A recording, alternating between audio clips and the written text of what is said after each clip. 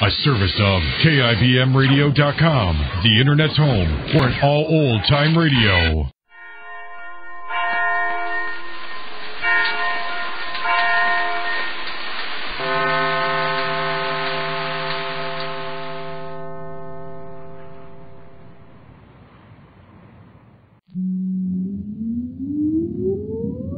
Countdown for blast off.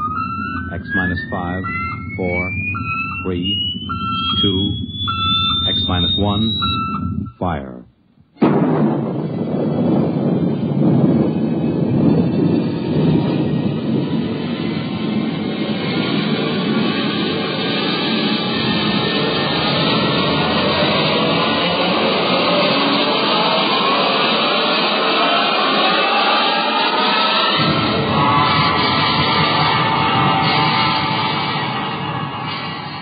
From the far horizons of the unknown come tales of new dimensions in time and space. These are stories of the future, adventures in which you'll live in a million, could be years, on 1,000 maybe worlds. The National Broadcasting Company, in cooperation with Galaxy Science Fiction Magazine, presents X minus 1.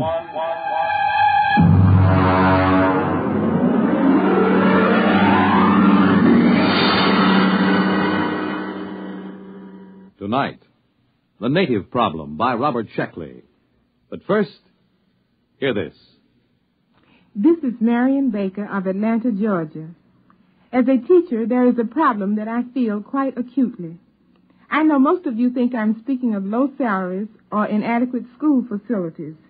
True, both of these situations should be remedied. But actually, what I would like to speak to you about is something which should be quite close to you as parents. Each day in your community, there are quite probably children who will miss valuable days in school simply because of preventable illnesses. It's all very easy to speak of the normal winter cold, but such things as hot breakfasts, good lunches, adequate clothing, and shoes can do more than any yet-to-be-discovered miracle drug in keeping our children warm and healthy and in class. Look into your school system this fall when your youngsters go back to school, but give equal consideration to the way in which you look after your children's needs.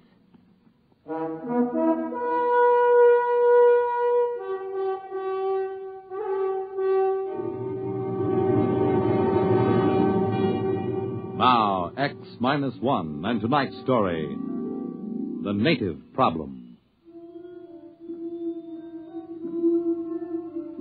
To begin with, my name is Edward Danton. I've always been a misfit. Oh, that's all right. I'm not sensitive about it. In fact, I've grown rather proud of it. I just don't fit in the modern 22nd century world. There was no place in all of New York City, from Norfolk to Bangor, where I felt at home. And it was the same in every other great city complex on Earth. In school, I took such elementary subjects as group acculturation, sibling fit, values recognition, and folkways judgment. There was only one thing to do. As practically every misfit in the past century had done, I decided to migrate to deep space and find a place where I could call my soul my own. I told my best friend Al Trevor of my plan. Good night. You're really going, Ed? That's right, Al. Just as far from this solar system as I can get. But why, man? You've played 12-handed bridge with me, Al. You know what a dope I am at mass dancing. I'm a misfit. I want to get away. And it's not like in the days when the ships used the old Michelson drive. With these new GM subspatial torque converters where we can travel in a matter of months what used to take them 30 or 40 years. Well, I hate to see you go. One more thing, Al. I'm going to give you my breeding certificate. Oh, now, Ed, we couldn't let you do You and that. Myrtle want 2 children, don't you? Well, we've always wanted to have 2, but you mustn't. I won't need a breeding certificate where I'm going. As a matter of fact, I may even find it impossible to breed at all. Well, that could be rather frustrating, old man. Well, maybe after a while I'll find a girl pioneer. In the meantime, there's always sublimation. True. What substitute have you selected? Vegetable gardening. Might as well be practical, you know. Might as well. Well, old man, good luck, and thanks for that breeding certificate. The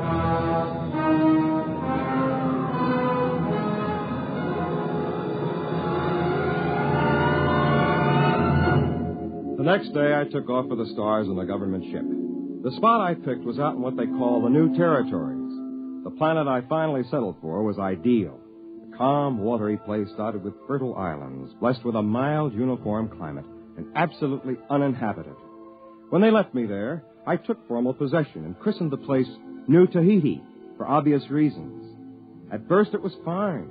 I was busy exploring, growing vegetables, and building a shelter. After that, though, time began to drag. I had to do something. But what? I was marooned on this deserted planet, and it might be years before another Earthship would land here. And then, miraculously, it happened. A ship came out of the skies and headed for a landing on my own private island. It was an ancient Mickelson Drive job, battered and scored, but bearing a proud legend painted on its nose. The Hutter people, it read. When the ship landed on the beach, I ran out to meet it, forgetting that I must have looked more like a naked savage than a fellow Earthman. Hey, there in the ship! Stop where you are! Welcome to New Tahiti. Boy, am I glad to see you folks. What's the latest news from... Stand back there. Take another step and I'll shoot. What, is something wrong? What's your name? Edward Danton. What's yours? Simeon Smith, military commander of the Hutter people. And this is Jedediah Franker, my second in command. How come you speak English, boy? Me? Why, I've always spoken English. Where are the others? Where are they hiding? There aren't any others. Just me.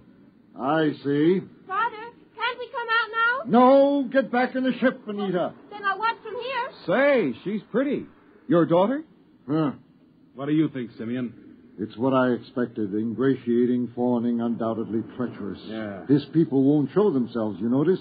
Probably waiting in ambush. I think an object lesson is in order. Right. Put the fear of civilization into them. Hey, don't point that gun at me. Father, no, he hasn't done anything yet. This way the others will know we mean business. It isn't right. Let him have it, Jedediah. No, wait! Wait! Hey! He's running for the woods. Shoot him, Jedediah. Okay. Shoot him. We've got to teach these savages who's boss.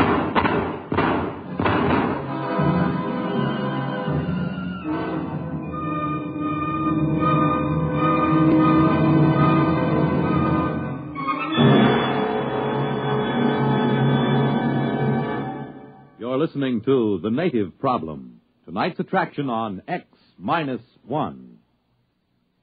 Friends, for as many years as any of us can remember, the sadness that polio has brought to so many homes has been almost unparalleled.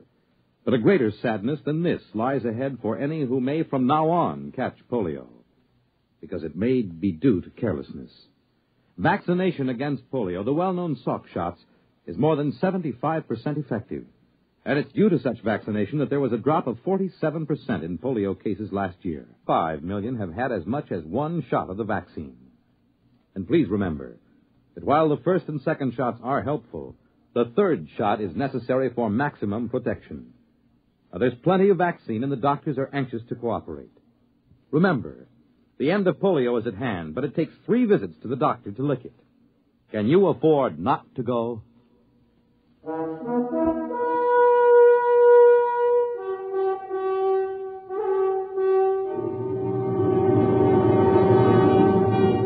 Now, back to X-1 and The Native Problem.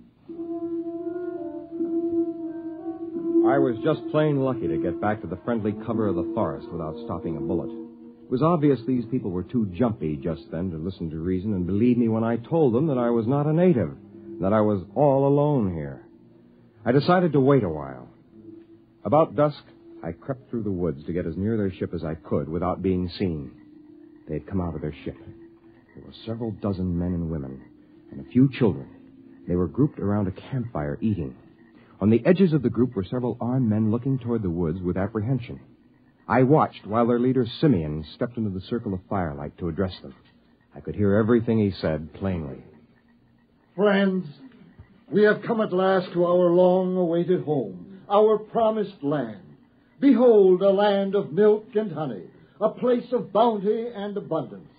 Was it not worth the long voyage, the constant peril, the endless search? Yes, it was. However, there is an aboriginal people here, naked and savage, undoubtedly cunning, ruthless and amoral, as aboriginals always are. Of these we must beware. We will live in peace with them if they will let us. No one can tell what goes on in a savage heart. Their standards are not ours. Their morals are not ours. We cannot trust them. We must be forever on guard. And if in doubt, we must shoot first. Remember, land too. This was not going to be easy. I decided not to try another approach that night.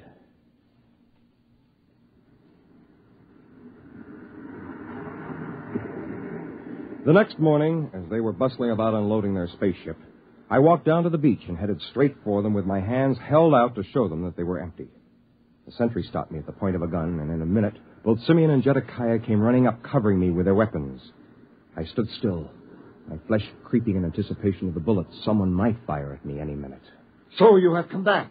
I'd like to explain. I am the leader of these people. I am the big chief fella. You, big fella chief, your people? There's no need to talk that way. I told you yesterday. I have no people. There's just me. I speak English. Unless you're honest with me, you're going to regret it. Now, where's your tribe? I'm an Earthman. Are you deaf? Can't you tell by the way I talk? Now, listen, you. Excuse me, Simeon. I don't believe I have met your friend. Professor Baker, this savage here claims to be an Earthman. Oh? You are an Earthman? That's right. My name is Edward Danton. Only a few months ago, I left Earth on a spaceship. How was it powered? By a GM subspatial torque converter. What do you think, Professor? It's amazing. Truly amazing. His grasp of colloquial English bespeaks a fairly high level of intelligence, which points up a phenomenon frequently met with in savage societies, namely, an unusually well-developed power of mimicry. Our friend Dante, as his original uncorrupted name must have been, will probably be able to tell us many tribal legends and myths. Oh, come off it, Professor. I'm an Earthman. No, my poor friend, you are not. Obviously, you have met an Earthman. Some trader, I dare say, stopping for repairs. We saw signs that a spaceship once landed here, Professor. Oh, confirmation of my hypothesis. That was the government ship that dropped me off here. It is interesting to note how his almost plausible story lapses into myth at various crucial points. He claims this ship was powered by a GM subspatial torque converter. Now, this is a nonsense syllabification, since the only deep space drive is at Michelson. He also claims that the journey from Earth was made in a matter of months, since his untutored mind cannot conceive of a journey lasting for years. If we know that no space drive, even theoretically, can reach here from Earth in less than 30 or 40 years. Then GM must have been developed after you left Earth. How long have you been gone? The hover ship left Earth 120 years ago. We are mostly fourth and fifth generation. Now, come on, Danta. Where's your tribe? Where are they hiding? This is preposterous. What can I do to convince you I'm from Earth? That's enough. We won't stand for backtalk from natives. Where are your people? There's only me. Maybe a taste of the black snake whip will loosen his tongue. Later, Jedekiah. His tribe will come around for handouts. Natives always do. Then let's put him to work. Dante, you can join that work gang over there unloading supplies. No, thanks. I'll go back. Chief said no back talk. Why are you natives always so bone lazy? You'll be paid as soon as we unload the beads and calico. Now get to work.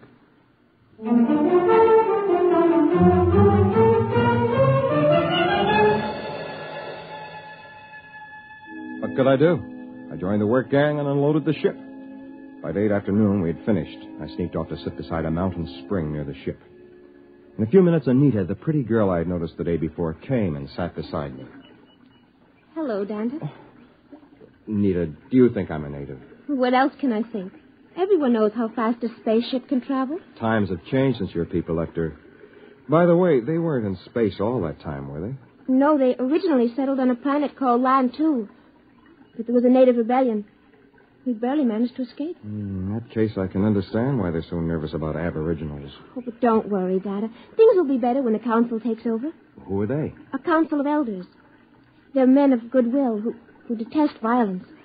And if you and your people are really peaceable... I haven't any people. Yes, I know. But if you and your people are really peaceable, you're sure to prosper under the rule of the elders.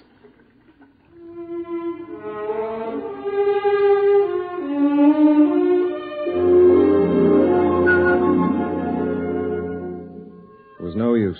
I couldn't even convince her. But as we sat together and talked, I began to forget my problems. I was enchanted by her. And I think she liked me, too. After a while, as though it were the most natural thing in the world, she was in my arms, and I was kissing her. What's going on here? Oh, Jedekiah. You You're a disgrace to your people.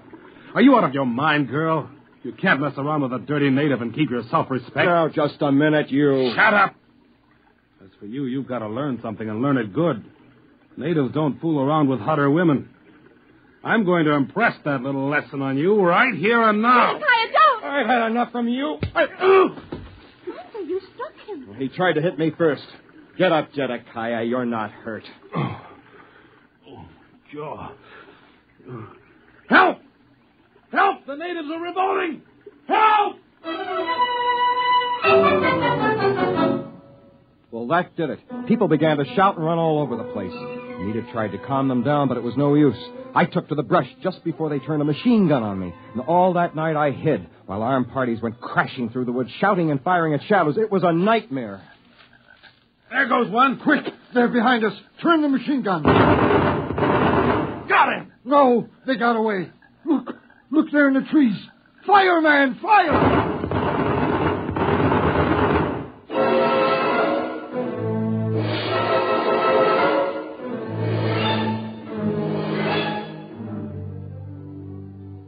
It was like that all night long. By morning, I was exhausted, and so were they. I hid in the jungle and waited. I don't know what for. And then, along about the middle of the day, I saw Anita. I thought she was alone at first, and I knew she was looking for me. I stepped out in the trail in front of her. Oh, it's you, Danta. Anita, there are men back there. It's all right. They won't harm you. They came to guard me. Danta, are you all right? Guard you from me? They don't know you as I do. At the council meeting today, I told them the truth. You did? I told them the fight wasn't your fault. I told them you were only defending yourself. And Zedekiah lied. No pack of natives attacked him. There was only you. And I told them this. At last. Did they believe you? Oh, yes. I explained that the native attack came later. Native attack? Now, look, there wasn't any attack, Anita. There couldn't be. There aren't any natives.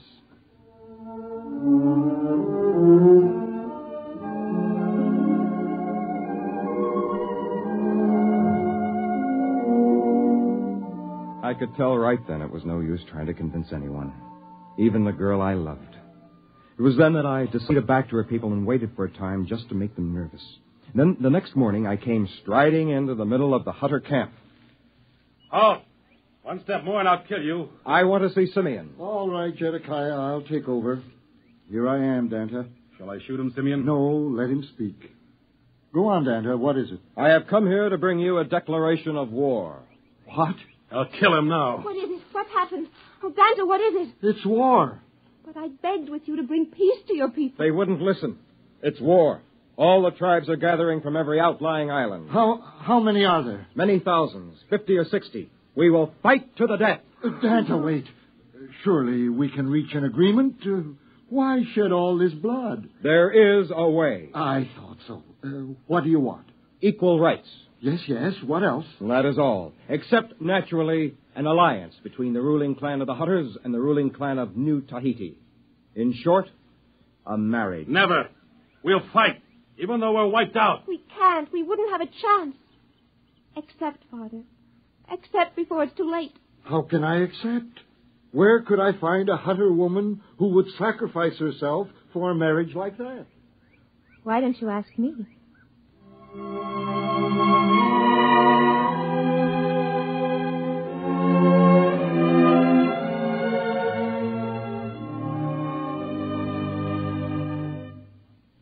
So it came about. Anita and I were married and were very happy. The Hutters, too, prospered in their new land, and soon they began to build up a thriving new civilization. Anita and I and our family moved to one of the more remote islands, where we weren't so much in the thick of things. Sometimes people would come to see us, ask me to talk about my people, and I would tell them how they could not stand the white man's civilization, and how they died off, all but me. It always made them feel very guilty, and somehow I liked to watch them squirm.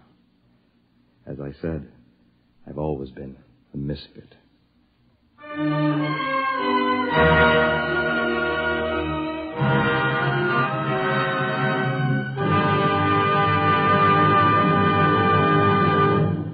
Fred Collins again. I'll have another word about X-1 in a moment. X-1, presented by the National Broadcasting Company in cooperation with Galaxy Science Fiction Magazine, which this month features Break a Leg by Jim Harmon. The man worthwhile couldn't be allowed to smile. If he ever laughed at himself, the entire ship and crew were as good as dead. Read it in Galaxy Magazine on your newsstand today. X-1 has brought you The Native Problem, a story written by Robert Sheckley and adapted for radio by William Welch. Featured in the cast were John Thomas, Joseph Boland, James Dukas, Ellen Muir, Charles Webster, and Alan Bergman. Your announcer, Fred Collins. X-1 was an NBC Radio Network production.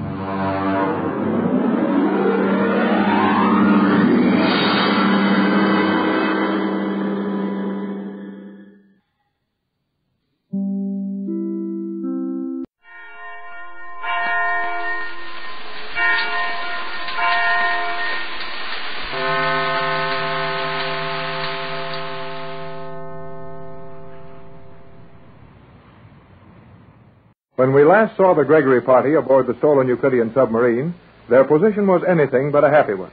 Compelled to anchor the submarine on the floor of the ocean in 9,000 feet of water, Jones soon discovers that the Euclideans have located them even there. As Captain Bradford engages in two-way radio communication with Johnson in Los Angeles, the scientists on the Magic Island send out a radio beam of such power as to nearly cripple the submarine. Then the Euclideans send out a musical note, keyed to a certain pitch, and Jerry Hall gets a severe headache. Mrs. Gregory watches helplessly as they plan to run the risk of capture in a desperate dash to Los Angeles.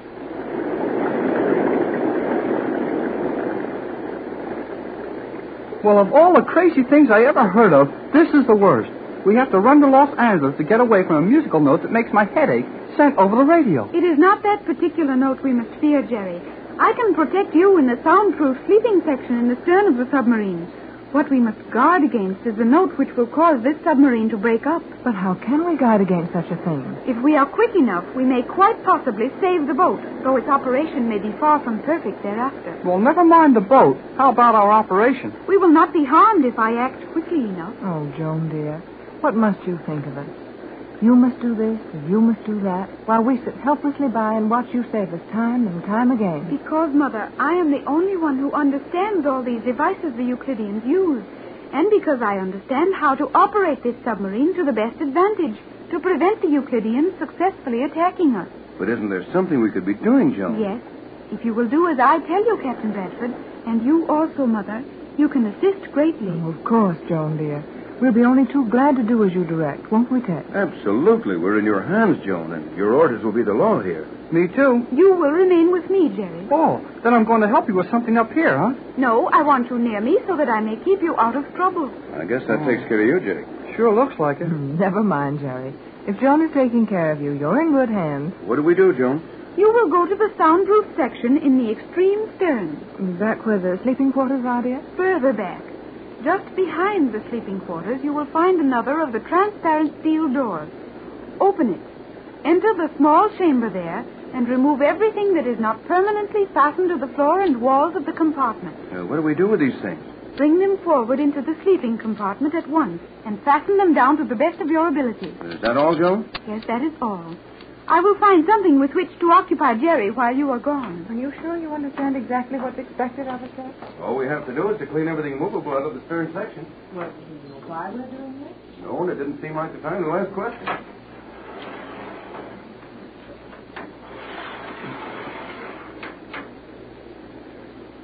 Well? Yes? Huh? What? What do I do? Listen. Listen? Yes, listen attentively. Okay. I don't hear anything. I did not mean for you to listen to sounds in general. I'm not. I'm listening to the absence of sound in general. My meaning was quite clear, Jerry. You are to listen to what I have to say. Guess I can't help myself. Go ahead.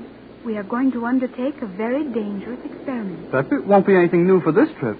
This will be the first time we have deliberately created a dangerous situation for ourselves. Oh, yeah?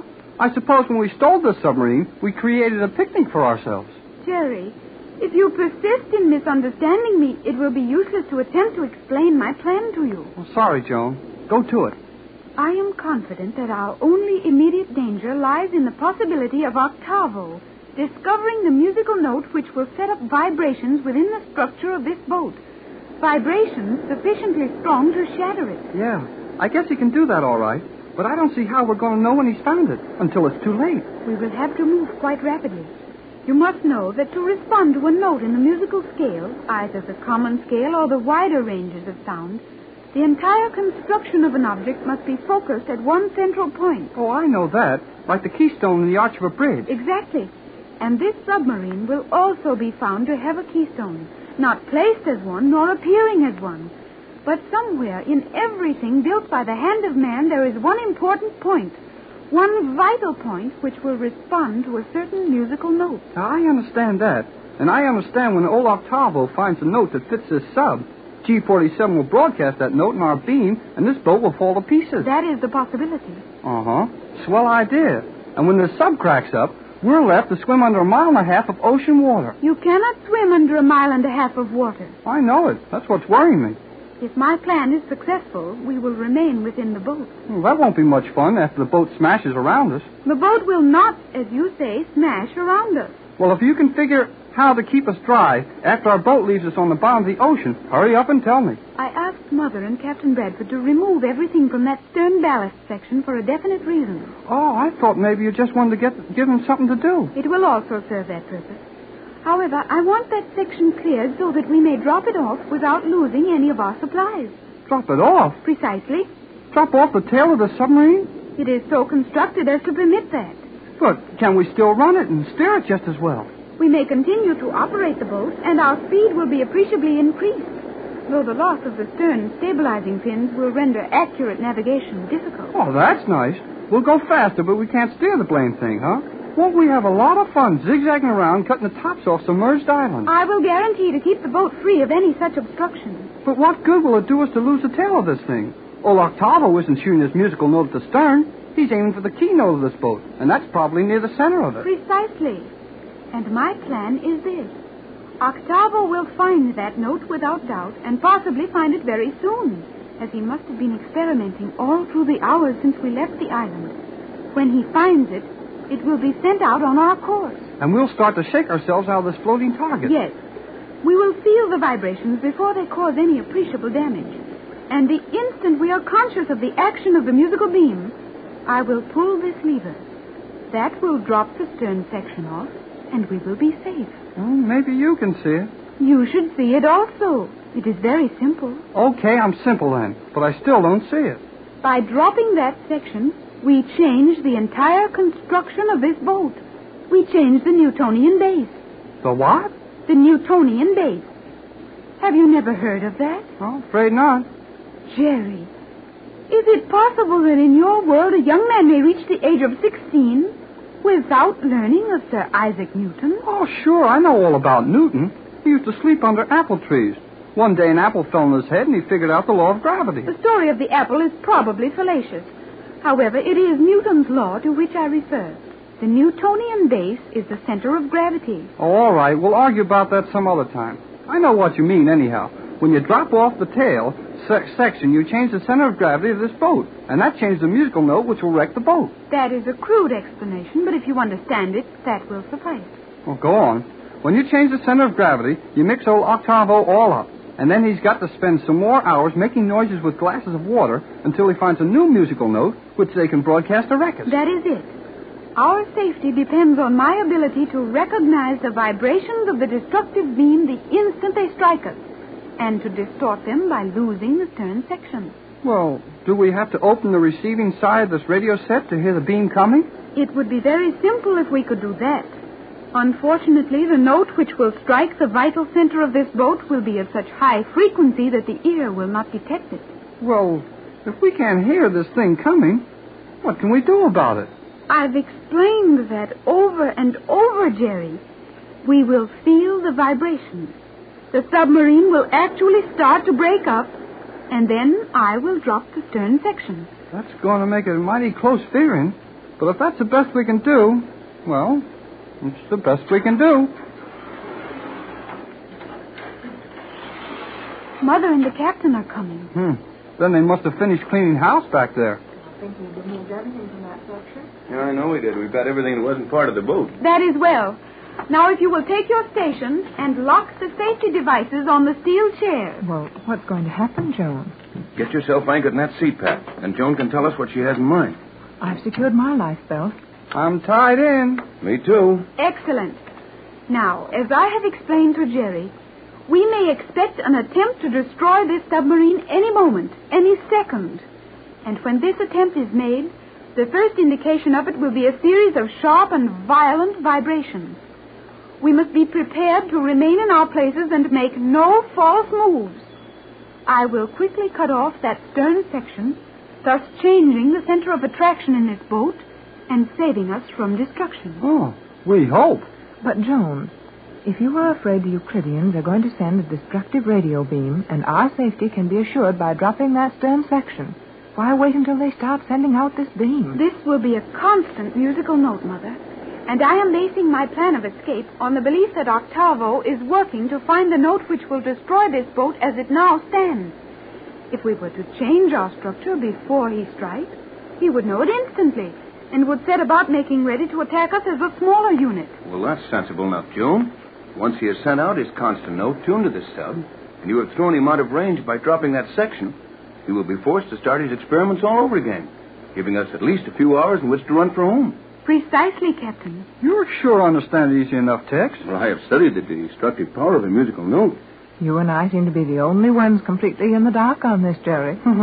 Sure looks like it, Mrs. Gregory. But if Joan and the captain know everything, we don't have to worry about knowing anything. Silence.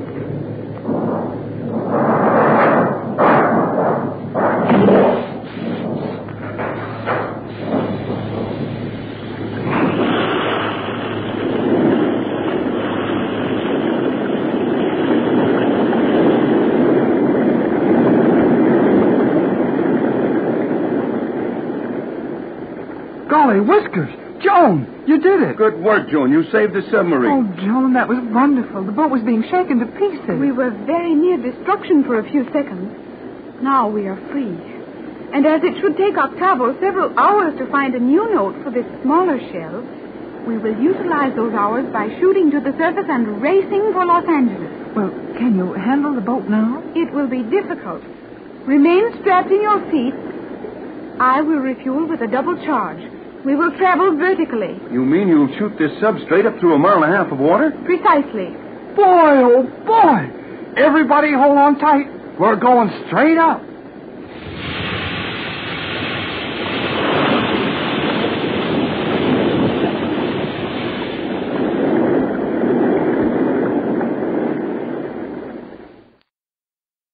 Now the race for freedom is on in earnest. With Joan Gregory at the controls, the stolen Euclidean submarine is driving at full speed for the surface of the ocean. And that full speed is terrific. The submarine is capable of making over 40 miles an hour underwater. And added to this is the change in water pressure, which aids in shooting the boat straight up, almost as fast as a bullet shot out of a gun. Jerry, Mrs. Gregory, and the captain are excited by this ride and perhaps a little nervous. But they appear to be quite comfortable as they sit in their swinging steel chairs, securely fastened with safety belts. Joan is giving them some last-minute instructions as the submarine nears the surface.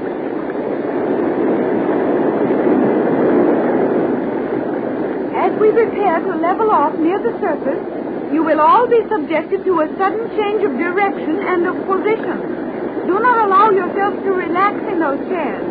Brace your feet and hands firmly and remain rigidly a part of the structure of this submarine until I order otherwise. Okay, Joan. I'll hang on to everything. Aren't we in danger of bursting out of the water with such a force as to strain this boat to the breaking point? Well, I think so. After all, you can't rush straight up through 9,000 feet of water and shoot out into the air without some action. We will not leave the water entirely. I shall level off at 10 fathoms, and the remaining water will act as a cushion, breaking our rise gradually until we reach 6 fathoms. We will then proceed at that level. Well, the air pressure inside this thing won't change, and if we can keep from getting thrown out of these steel chairs, I guess we'll still be here when we come out on top. We are not coming out on top, and you know it. Jerry meant when we level off, Joan. We have no time for further discussion now. We are nearly to 10 fathoms. Hold your stations. Brace yourselves well, and do not move until I give you permission. Aye, aye, Skipper.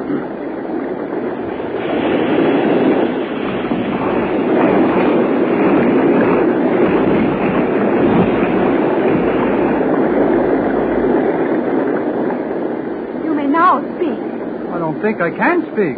You just did, Jerry. Oh, then I can. Well, Jerry, I too am surprised to learn that I can. That was about the wildest bit of sailing I've ever gone through. Are we safely leveled off at 6 fathoms now? We are, and proceeding along our course to Los Angeles. Hey, we're not riding any too well. That's to be expected, isn't it, Joan, with that stern section off? Yes, Captain Bradford. Our sailing will be very rough at all times now. The submarine is hard to control without the stern stabilizing pins. We're certainly flopping around like goldfish in a bowl, but we seem to be making good time. The vibration is not as great at this speed as it would be at a lower rate. Then, for heaven's sake, don't slow down. Are you uncomfortable, Mother? I've really been more at ease a number of times, Joan, but I can stand it if the rest of you can. When I think that we're getting away from that island, I can't imagine anything I couldn't stand. That goes for me, too. Hey, Joan, how about using our radio now? It would not be advisable.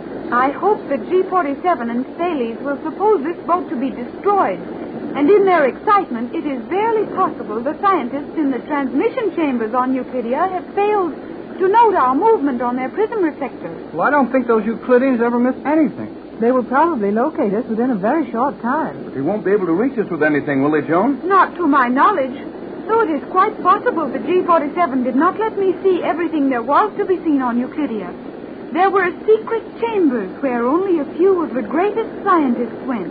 What about this man who succeeded in getting to Johnson at our radio set, Thales?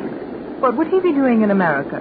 Acting as a Euclidean spy and learning what new developments in science were being used. Would he be in constant communication with the island? To be sure he would. But how could he send messages to them? He'd have to have a radio set somewhere in the States, and his messages would be picked up all over the world. He would be operating on a frequency which no worldly station could pick up, as you call it, Jerry. Is that going on all the time, all over the world? Euclidia has many agents, that I know, and their reports come in a constant stream to the island. But it is most unusual for a scientist as great as Thales to leave the island. Such work is usually delegated to minor scientists. Looks like old G-47 figures we're pretty big stuff. Big stuff? Jerry is off on one of his non-English speaking tours. But he meant that we must be important enemies if Thales would personally set about to make trouble for us. What do you suppose he could have done to Johnson? Probably nothing at all. Certainly he will not have harmed him. What makes you so sure of that? Thales would know of some way to keep Mr. Johnson quiet for some time without hurting him. It is a strict policy with G-47 to have his agents refrain from creating disturbances. Well, I'll bet he didn't take that radio set away from Johnson without creating something. I saw Johnson once myself, and he's a pretty husky-looking fellow. I think you'll find you're mistaken this time, Joan. In what way, Mother? Johnson would protect us with his life if necessary, and he would have to put up a struggle before turning that radio set over to an agent of Euclidia. That's right, Joan. I imagine that Johnson and Thales have never seen each other. You will all remain silent. I said it will all remain silent. Well, thank you. I will attempt to explain. I wish you would. We heard Johnson's voice over the radio, and then the reception became very poor. The radio sounded as if it had been knocked over or broken or something. Yes, and then Johnson said that danger threatened him, and that the radio had been tampered with. There's no other way to figure it, Joan. Thales was standing right over Johnson when he sent that message. I know you are wrong, and I will prove it. Well, you'll sure have to. Hey, hold this thing still. That was a bad one. Oh, it felt as if the boat were turning around. We did waver slightly from our true-axis course. Wave slightly? Huh. I get tossed around like a canoe in the storm, and we wave slightly. We are riding easily now, Jerry. So go on with your explanation about Johnson and Thales. Johnson did not say that danger threatened him. He said danger threatened our plan. Why, yes, Joan, that's true. And furthermore, Johnson did not sound as if he were engaging in a struggle. The radio was becoming uncertain, but Johnson's voice quality or his relation to the microphone did not change. Say, I guess it didn't at that. You're right so far, Joan. Go on. You have progressed far enough with your own experiments, Captain Bradford, to realize that it would be a very simple matter to place a destructive solvent in Johnson's radio. A solvent which would be released and flow through the set, quickly ruining it. Yes, that wouldn't be hard. And a clever man could find a chance to get into the radio room and do that. But if Thales wasn't there with Johnson, how could he release this solvent just at the right moment to interrupt Johnson's message to us? Yeah, that's what I'd like to know. Why, he might have planted that stuff in the radio hours before it was used. And Johnson could have sent plenty of other messages. Agreed. But I believe that Thales was listening constantly to Johnson's station at his own powerful equipment not far off. And when Johnson was talking to us, Thales allowed him to talk just long enough to trace the beam to our exact location and report that to Euclidia, which would take very few seconds. Then he would cut in on Johnson's wavelength, reverse his powerful beam, and release the destructive material he had placed in your set at Los Angeles. Why, Joan, that's fantastic. Reversing a radio beam to destroy a set? Euclideans have done it often successfully. Boy, that's the best one yet. Yes, but it's also one of the easiest ones to perform. Don't forget that explosives are set off by radio in daily experiments all over the world. I'm not questioning the Euclideans' ability to do this, but we've had so many of these experiences that it seems almost more than a person can stand. Oh, cheer up, Mrs. Gregory. We'll catch this fellow Thales when we get back home. What is the population of Los Angeles? Well, with Hollywood and the suburban communities, it's roughly 2 million. Then your chances of laying hands on Thales are 1 in 2 million, if he is in Los Angeles. You know, there must be plenty of easy jobs in this world. Why do we always pick all the hard ones? I like hard jobs, Jerry. They're the most interesting. And after you make good on something difficult, you may honestly feel that you've really accomplished something. Yes, and we've sure done that. Only a few short weeks ago, we left Los Angeles in search of Joan. And now Joan is skippering us back at the controls of a stowed Euclidean submarine. This will be considered an important adventure in your world, then? It better be. I want to see my picture on page 1 of every newspaper in the country. I'm sure you'll get your wish, Jerry. But when your picture has been on page 1 as many times as mine, you'll get a little tired of it. They'll be taking your picture also, Joan. I should like that. I have never seen my picture. Of course you have, dear. Don't you remember the picture I showed you the day I found you? But I was only a year old when that picture was taken. I am now 15 years. Surely I do not look the same. I'll say you don't. Oh, Joan, dear. That was dangerous, wasn't it? No, Mother. Uncomfortable, possibly. Possibly nothing. Uncomfortably, for sure. Joan, there's something I don't quite understand about these sudden wild swings the stern of the boat makes. What is that, Captain? Well, when we're running along at constant speed, the gas combustion chamber makes hardly a sound. But when the stern of this thing whips around out of control, there's a heavy burst that sounds like escaping air. How do you account for that? Quite easily. When the stern is suddenly thrown around out of balance, and it will be so repeatedly without the stern section. When that occurs, the speed of the rear sections of the boat is so great during the short arc of movement that the gas bursting from the combustion chamber is actually going into a vacuum created by the boat. No wonder I don't feel so good when those things happen. If we're flapping around fast enough to leave a hole in the water behind us. Joan, is it safe for me to return to the sleeping quarters and lie down? Of course, Mother. Pat, are you ill? Of course I'm not ill. Only I think I'll rest a little. You look kind of white around the mouth, Mrs. Gregory. Are you seasick? Seasick? Oh, not after 15 years on the water in my own boat, but I think I'll go.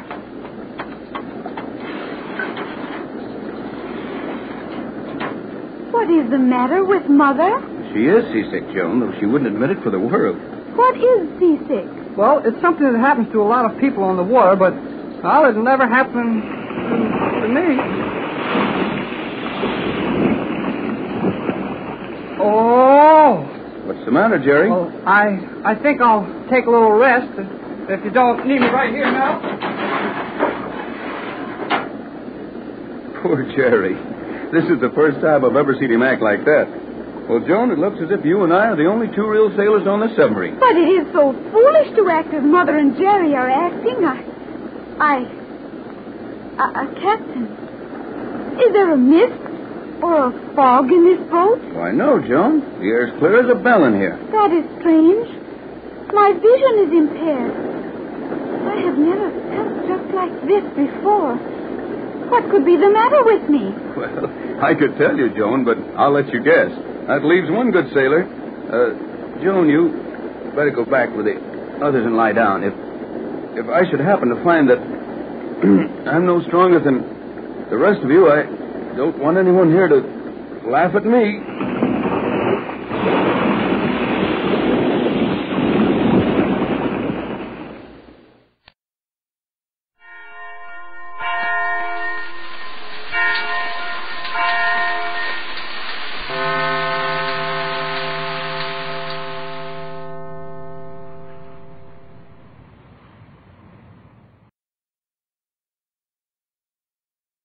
Exploring Tomorrow.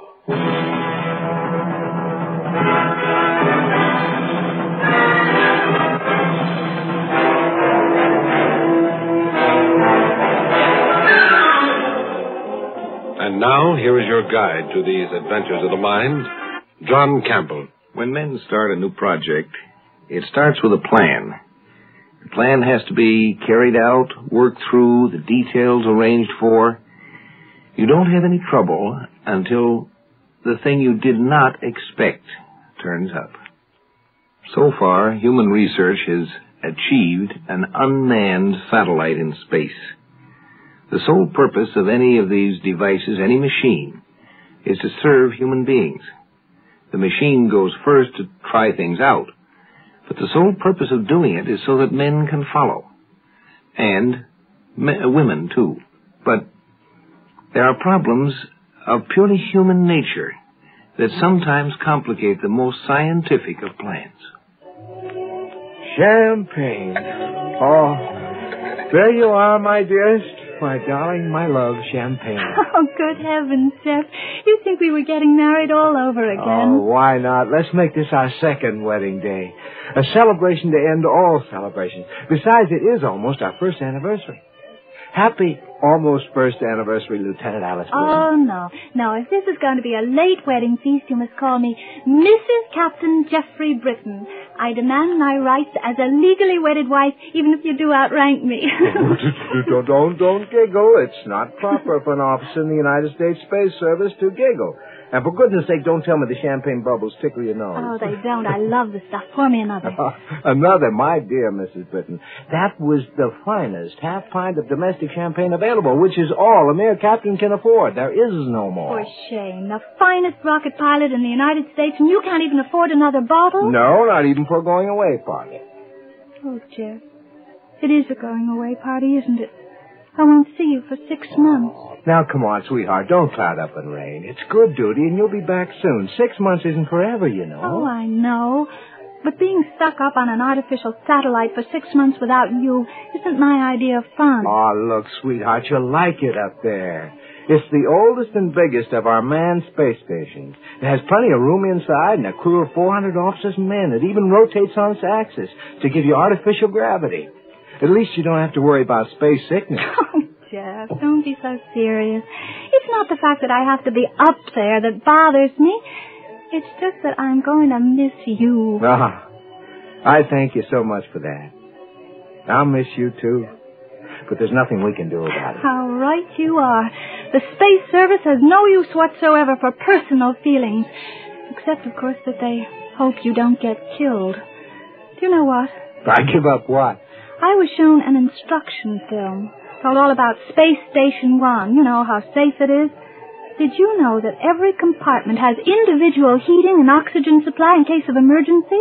And did you know that all the walls are filled with a plastic self-sealing compound like a car tire, so that if a small meteor hits it, it won't lose too much air? Well, sure, it's safe. 1,000 miles straight up over Earth, and you're as safe as in your bed at home. Hooray for safety! And now, my dear cheapskate husband, will you do me the favor of buying me another bit of champagne? Or will I have to buy it myself? Oh, darling, this is our last night together for 6 months. So I suppose I'll have to buy more champagne. Hey, waiter!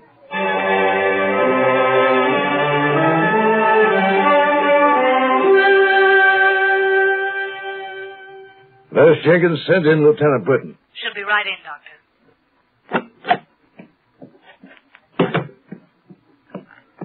You wanted to see me, Major James? I certainly do. Being medical officer of Space Station 1 isn't an easy job under any circumstances. But you have made it 10 times as difficult. I didn't mean to cause you any trouble, sir. Well, you certainly have. I just got the laboratory report. The test was positive. It was? Oh, that's wonderful. Wonderful? What do you mean, wonderful? Well, My dear Lieutenant Britton, has it escaped your flittery female mind that you were in Space Station 1 in an orbit more than 1,000 miles from the surface of Earth? Have you forgotten that? No, sir. Well, if I had Captain Britton up here, I'd personally break his neck, but he's not. He's safe down on Earth while you're the one who's going to have the baby. Major James, neither my husband nor I intended this to happen. Of course not, but he did, nevertheless. Oh. I suppose it's not your fault, Lieutenant, but it leaves me in an awkward position. What are we going to do? This is a space satellite, not an obstetrics ward. I have neither the drugs nor the equipment to take care of you. Of course not. You'll have to send me back down to Earth when the next rocket leaves. What? You've been up here 2 months now, and your baby is due in another 7 months. Do you think I would risk sending you down to Earth in a rocket at 9 gravities of acceleration? Not at this stage of the game, Lieutenant. How can I stay here? There's nothing else you can do.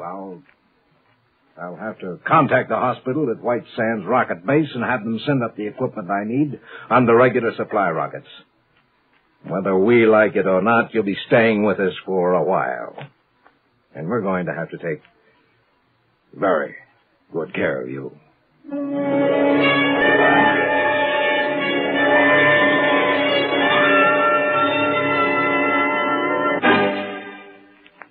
Exploring Tomorrow continues in just a moment. This is Bill Goodwin. You know, someone once said humor is the true democracy. And that's why we Americans can smile when we tell the stories of the legendary heroes who helped to build our country's great institutions and industries. Like Bowleg Bill, hero of the tuna fishing industry. Back in Provincetown, Massachusetts, they claimed that when it came to hauling in the horse mackerel, as the Easterners call tuna, Bill could handle 2 gaffs at once and catch more than any 6 men put together. And they're still talking about the time Bill caught old Slick Britches, the biggest horse mackerel of them all. No one could ever get his hooks into Slick Britches, who weighed 2,000 pounds and had a tail 6 feet long. But Bowleg Bill promised to land him single-handed. He set out in his boat, taut up, and when he spotted Slick Britches, he made a grab for him, but the tuna slipped through his hands. So Bill dove over the side, and before folks knew what had happened, Bill was sitting astride old Slick Britches, who was bucking like a bronco. He leaped almost a mile out of the water, but Bill hung on. All over the harbor they went, jumping and leaping, but still Bill hung on. Fast leap over the toss-up, and then calmed down, all the fight gone out of him. Bill steered him toward shore, but all of a sudden he headed him back out to sea, slapped the tuna's tail, and jumped off. Now, folks were mighty disappointed when Slick Britches disappeared, but it was like Bill told them. There's nothing that'll break a cowhand's heart so quick as to find a critter with the ruff all rode off at the first mount. Yes, sir, it is a democracy which lets us tell the stories of such a legendary character as Bowleg Bill with a twinkle in our eyes and a chuckle in our throats. And so long as we continue to laugh together as a people, ladies and gentlemen, we will live together as a nation. Alice had called attention to the fact that the space station had not been adequately designed. It had been designed all right to take care of men and of women, but taking care of human individuals is not enough if we are to really enter the space stage. We have to take care of the human race. That's something Alice was bringing to attention. Here's some more of the laboratory reports on Lieutenant Alice Britton, Doctor. Oh, yes, from her last checkup. How is she doing this? Seems to be doing quite well, Doctor. The light gravity is helping, I think. Oh, only 59 days to go. Less than 2 months, if our figuring is correct. I have nearly all the equipment I need now, and by the time she's ready, it'll all be here. I've been checking it off the list as the supply rockets unload each piece. You don't have far to go. You know, Nurse, 5 months ago when I found out that Lieutenant Britton was going to have a baby, I was really worried. But now it looks as though there's going to be nothing to it. One of the doctors from White Sands Rocket Base is coming up next month to help, and everything ought to go pretty smoothly. But I was sure worried for a while. Why were you worried, Doctor? After all, women aren't supposed to go around having babies in space stations. Well, it looks as though Lieutenant Britton's going to set a precedent. Good heavens, I hope not. If all the women in the Space Service get that idea, we'll be running a nursery up here, not a fueling station. Well, you'll just have to. Emergency signal. There's been an accident. Phone, Doctor. Yeah, I'll get it. Sick ward, Major James speaking. What? Have you got her out of there? Well, then put her on a stretcher and get her to Ward 3. I'll be right down. What happened, Doctor? A small meteorite hit Section 6, and Lieutenant Britton was in there when it happened. They're bringing her up now, but there's no way of knowing how badly she's hurt.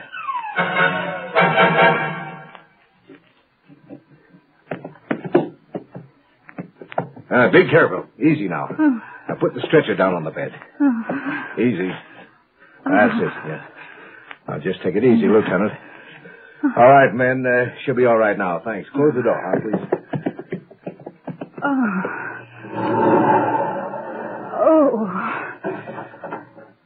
I hurt all over. You'll be okay.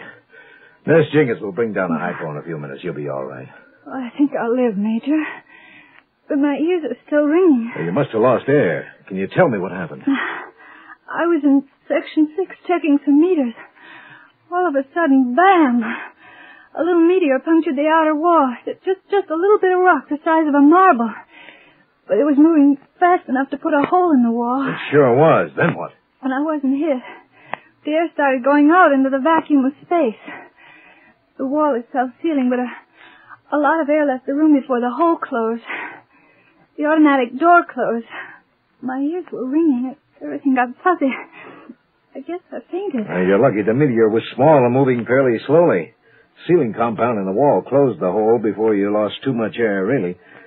Your nose isn't bleeding. You haven't got the bends, at least. No, but I'm afraid the baby's going to be here sooner than we expected. Yes, it looks like it. Now, don't worry. 7-month babies are just as good as 9-month ones. And you're a pretty healthy girl. You'll be all right. And so will the baby. I know we will. Take care of us, will you, Major? Sure. Don't worry. That's what I'm here for. Remember?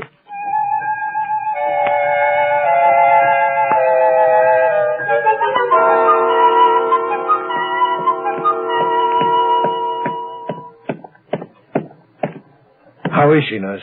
Gave her a hypo. She'll be able to relax a little. She's lucky to be alive. It's not all luck.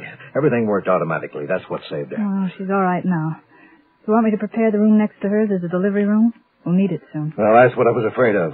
But how soon, do you think? Not more than an hour or two, I'd say. What's the matter, Doctor? You look worried. Your premature baby has to have a specialized environment.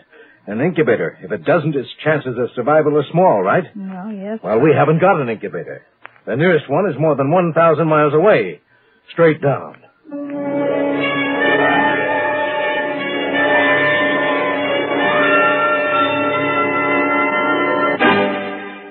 The plans that had been made, again, were not sufficient.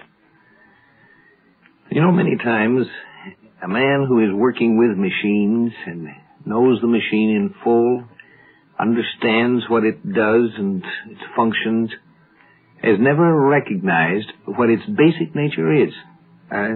He's too close to it. It's the forest and the trees again. And sometimes somebody who really doesn't know as much about the machine understands it better. Major James speaking. Yes, Colonel. From where? Europe. Yes, sir. Yes, I understand, sir. Very well, Colonel. Thank you. Oh, brother, that does it. What's the matter now, sir? Our message to White Sands was intercepted. The newscasters have gotten hold of the story. The communications officer just picked up a broadcast from Europe. Big stuff. First baby born in space. Emergency measures being taken. The whole world knows about it now, and everybody on Earth is praying for Lieutenant Britton and her baby. Big sob story. Oh, Doctor, you may not like all the publicity, and maybe it isn't a good thing in some ways. But personally, I'm kind of glad it happened. Oh? But why? Doctor, that girl may need all that praying.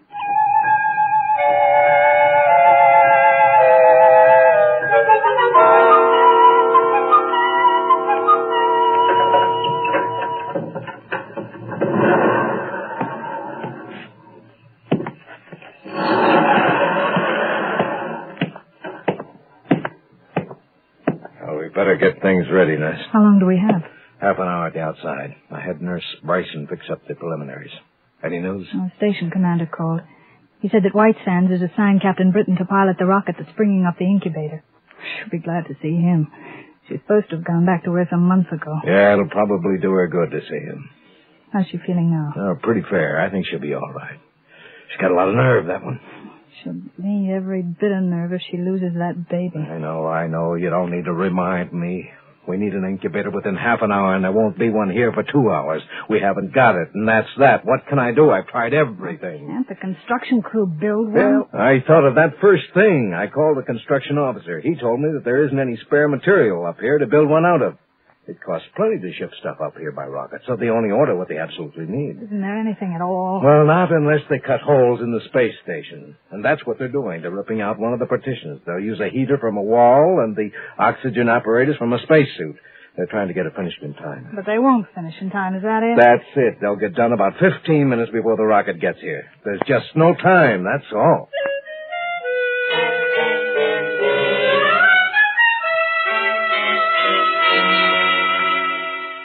Now, try to take it easy, Lieutenant. Don't rush things.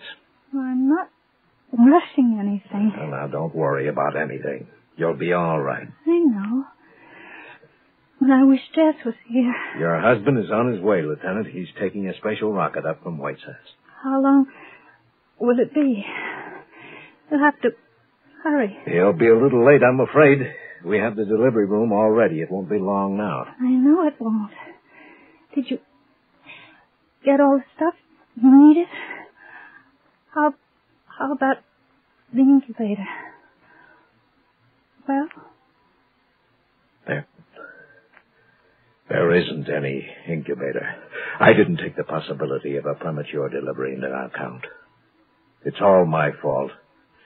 But I've done what I could. Your husband is bringing an incubator up in the rocket. It won't be too long.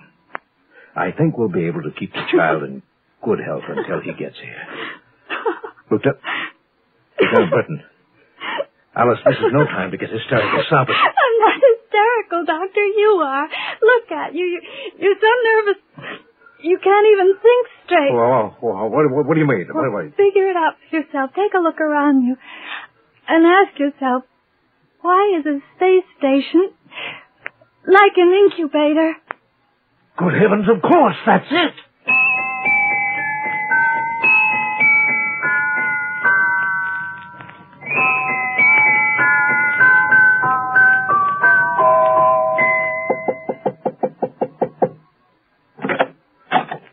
Can I come in? Yeah. We finally made it. Come over here. Hey, you look fine. How's it feel to be the most famous mother on earth? Huh? Or all of it? Oh, I don't care about being famous. It's wonderful just to be a mother. And how do you feel, Daddy Britton? I'm wonderful. Absolutely wonderful. Say, I brought you an incubator, but Major James said you won't need it. I asked him why, and he said he felt too foolish about it to explain. He said I should ask you. What's the story? Well, it was very funny. Poor man was running around in circles worrying about an incubator. He had you bring one up, and I understand he had the construction crew tearing down the walls to make one. Really? Really. And I finally asked him, why is a space station like an incubator? And he got it right away. Got it? Got what? Oh, don't you see, silly? A space station is a sort of an incubator. It protects us poor, weak humans from the airlessness and extremities of temperature in space. And each room of this station is a separate compartment. They can be self-sustaining if they have to. So what did the Major do? We just had one whole room isolated. You raised the temperature, pumped in extra oxygen, and bingo, he had an incubator. Well, where is my son? I want to see him. Your daughter, dear, and she's in the next room. Huh? Oh, but you can't go right in. You just wait. You've got a good many years ahead of you to get acquainted with her. All right. I guess I just have to practice getting acquainted with you. Come here. Mm-hmm.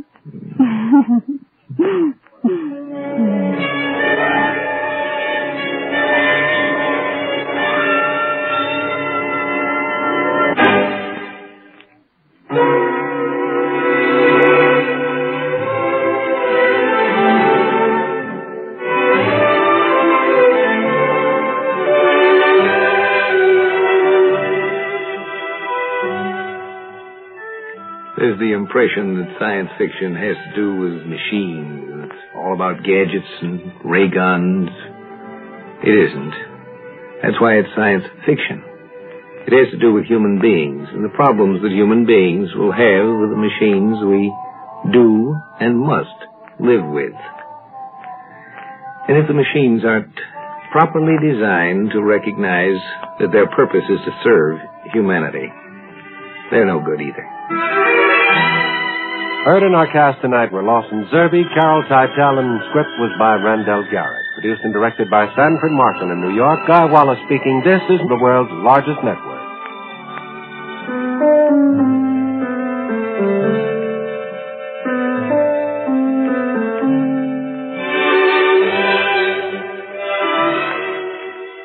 We pause now for station identification.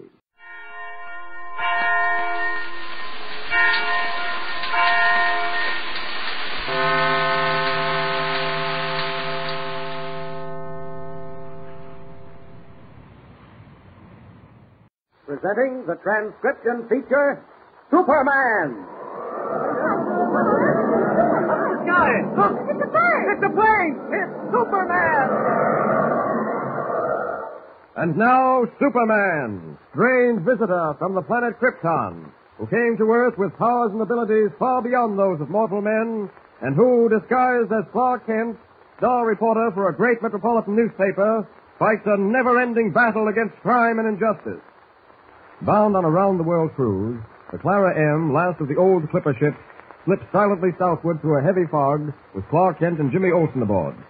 In our last episode, we heard how Kent and Jimmy solved the mystery of the Whistler when they discovered the strange, unearthly whistling was caused by the wind striking a set of wooden pipes concealed in the carved figurehead of the old ship. Shortly after this, they overheard a conversation between Teak Barnaby, peg-legged master of the Clara M, and the stowaway boy, Pug Flanagan. This conversation convinced them that a piece of oiled silk found in the secret compartment where Pug Flanagan had been hiding was of great value. As our story continues today, we find Kent and Jimmy huddled over a table in Kent's cabin, feverishly trying to discover the secret contained in the piece of oiled silk. Listen.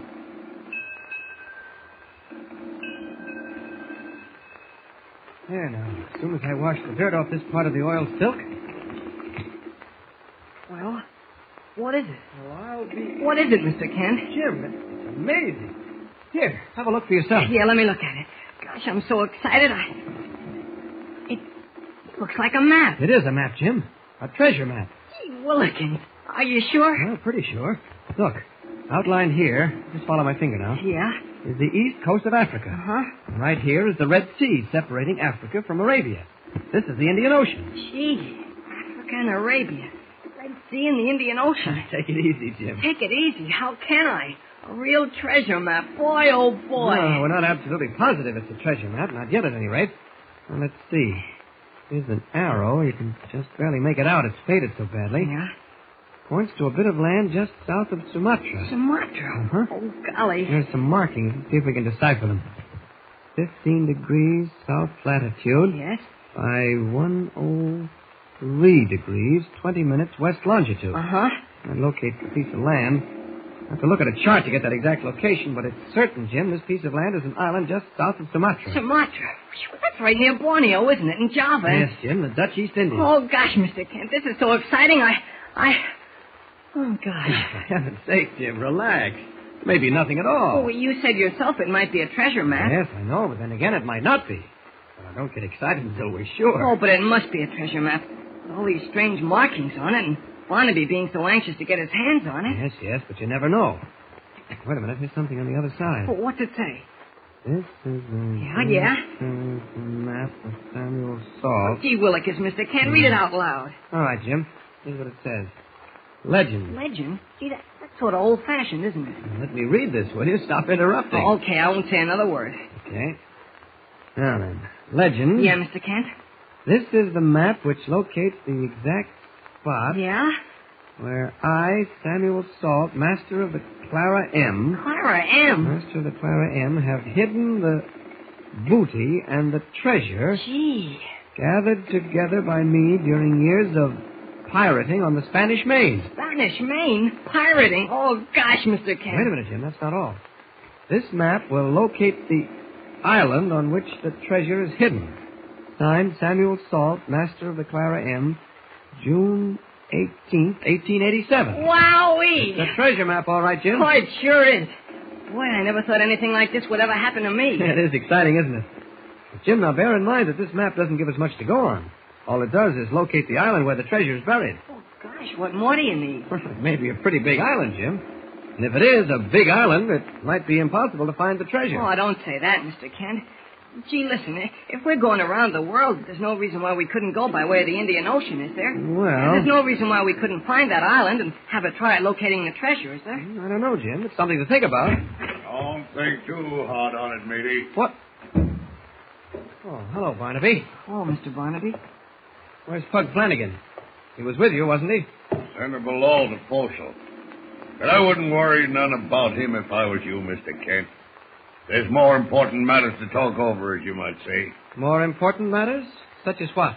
To put it blunt, such as that map there on the table. Gosh. Oh, you've been eavesdropping, Barnaby, huh? I heard something of what you were saying before I barged in. Oh, well, good. In that case, I won't have to explain what this is all about. Explain to me? To me, Keith Barnaby? I could tell you more about that there map than you'd learn in a week of Sundays. Oh, you could? Hey, I ain't one for mincing words, Mr. Kent. So I'll come right down to the point. I want that map. Well? There's something in your face, Barnaby, and something in your tone that tells me you plan to get this map regardless of what might stand in your way. Right you are. Well, you're not going to get it. Gosh, Mr. Kent. You're sailing the wrong course, matey. Before we go any further, I got a few things to say. Go right ahead. Jimmy and I are listening with bated breath. Before this here ship, the Clara M, cleared from Metropolis, I went to see a man named White, editor of that there newspaper you're a reporter on. I told him I wanted to buy the Clara M, and I was willing to spend good money to buy the ship. You wanted to buy the Clara M? Hey, lad, that I did. I've struck it rich a couple of times in my life, and I'm not exactly a pauper. Well, Mr. White, he wouldn't sell the Clara M. So what did old Teak Barnaby do? He signed aboard her as first mate. Aye, and signed on the crew along with him, paying them out of his own pocket. Now, what would be old Teak Barnaby's reason for doing such a thing, eh? I've a vague idea. Well, let me make it clear to you. I knew that map was aboard this here ship. I didn't know where, but I knew it was on board. That's why I wanted to buy the old tub. Not because I'm in love with the lines or the fit of her rigging. You follow me? Perfectly. Now you want the map. Right, matey. And I aim to get it no matter what. So you'd best hand it over quiet-like. Aren't you taking a lot for granted, Barnaby? You hardly think I'm going to hand this map over to you just for the asking. I ain't exactly asking, I'm telling. With this? He's got a knife. Right, lad.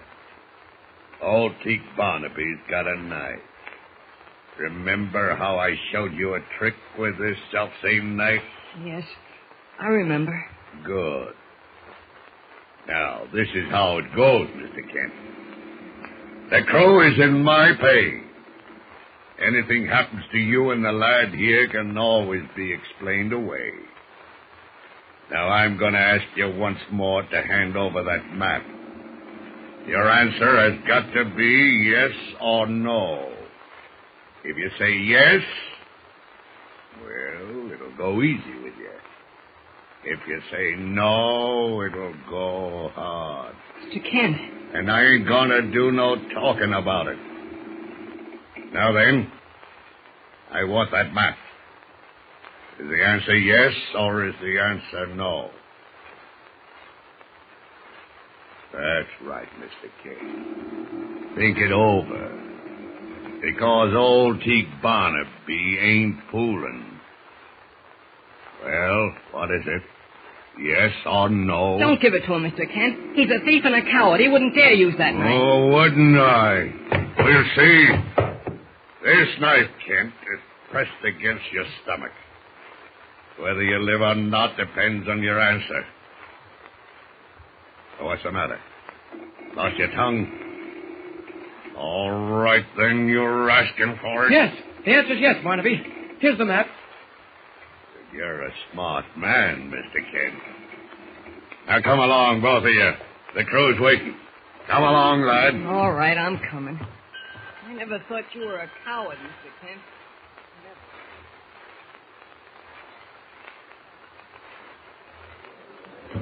All right, the three of you, get in there. Stand over there, Kent.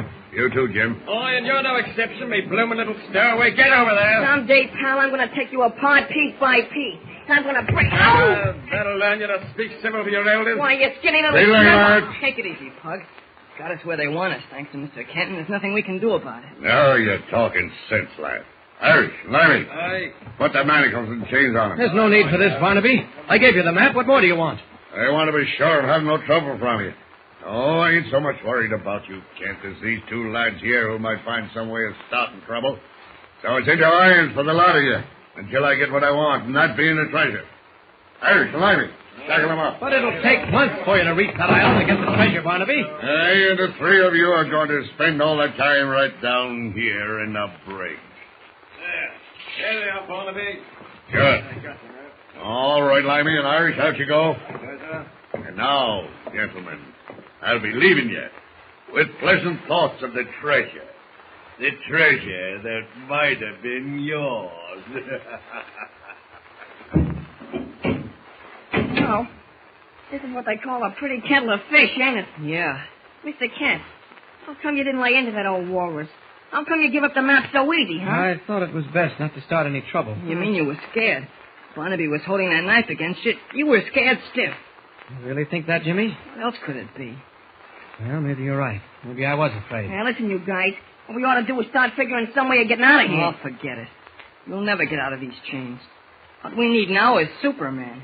No, Jim. I'm afraid we're just up against it. Of course, we know what Clark Kent means. That even he, in his guise of Superman, cannot save the situation without revealing his double identity to Jimmy and Pug.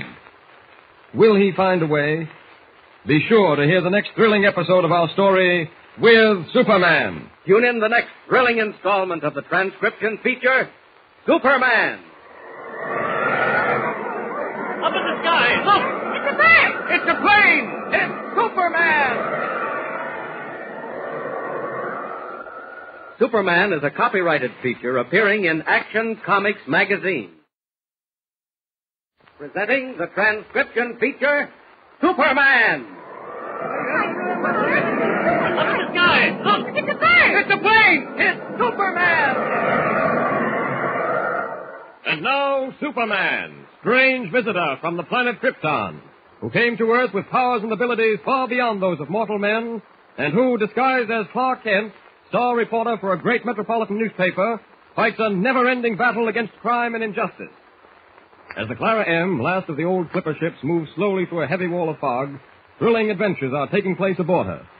Quite by accident, Clark Kent and Jimmy Olsen have discovered that a piece of oiled silk, which had been concealed in a secret compartment, is actually a treasure map. But just as they made this discovery, Pete Barnaby, peg-legged captain of the Clara M, entered their cabin and demanded the map. Kent, not wishing to reveal his Superman identity at that moment, handed it over without a word, with the result that Jimmy thought him a coward. As our last episode ended, Kent, Jimmy, and Pug Flanagan, the young stowaway aboard the Clara M, lay in irons in the brig, deep in the hold of the ship. It is now a few hours later. Jimmy and Pug, arms and legs manacled, are dozing off. Clark Kent, wide awake, is figuring out the best course to follow. Listen. If Barnaby hadn't left that oil lamp burning, I could change into Superman without any trouble. I'm afraid to take a chance, even with Pug and Jimmy dozing. The sound of one of these chains breaking might wake them up. I wonder if I ought to try it. Wouldn't do any harm, I suppose. If they do wake up, I can tell them I was trying to break the chains. I will try it. Now then, let's see if these manacles that bind Clark Kent will yield to Superman. I'll just expand the muscle of my right arm. Oh, hey, did I hear something? Why, no. Oh, I heard something that sounded like a chain snapping. Yeah, that's what it sounded like to me. Well, both of you were dreaming, I guess. You were both dozing off, you know. Yeah, I was kind of dozing, but I wasn't asleep. I tell you, I heard something. Well, you probably heard nothing more than the sound of my chains as I shifted my position. I was getting sort of cramped, and I moved around a bit. That might have been it. Why don't you two try to go to sleep again? No, I ain't tired. Me neither. Besides, it's hard trying to do any sleeping with that there lamp shining in my eyes. What did that old Walrus Barnaby have to go and leave it burning for? Well, that's what I'd like to know. The light from that lamp disturbing you too, Mr. Kent? Well, you might put it that way, Jim. Too bad one of us can't reach it and put it out.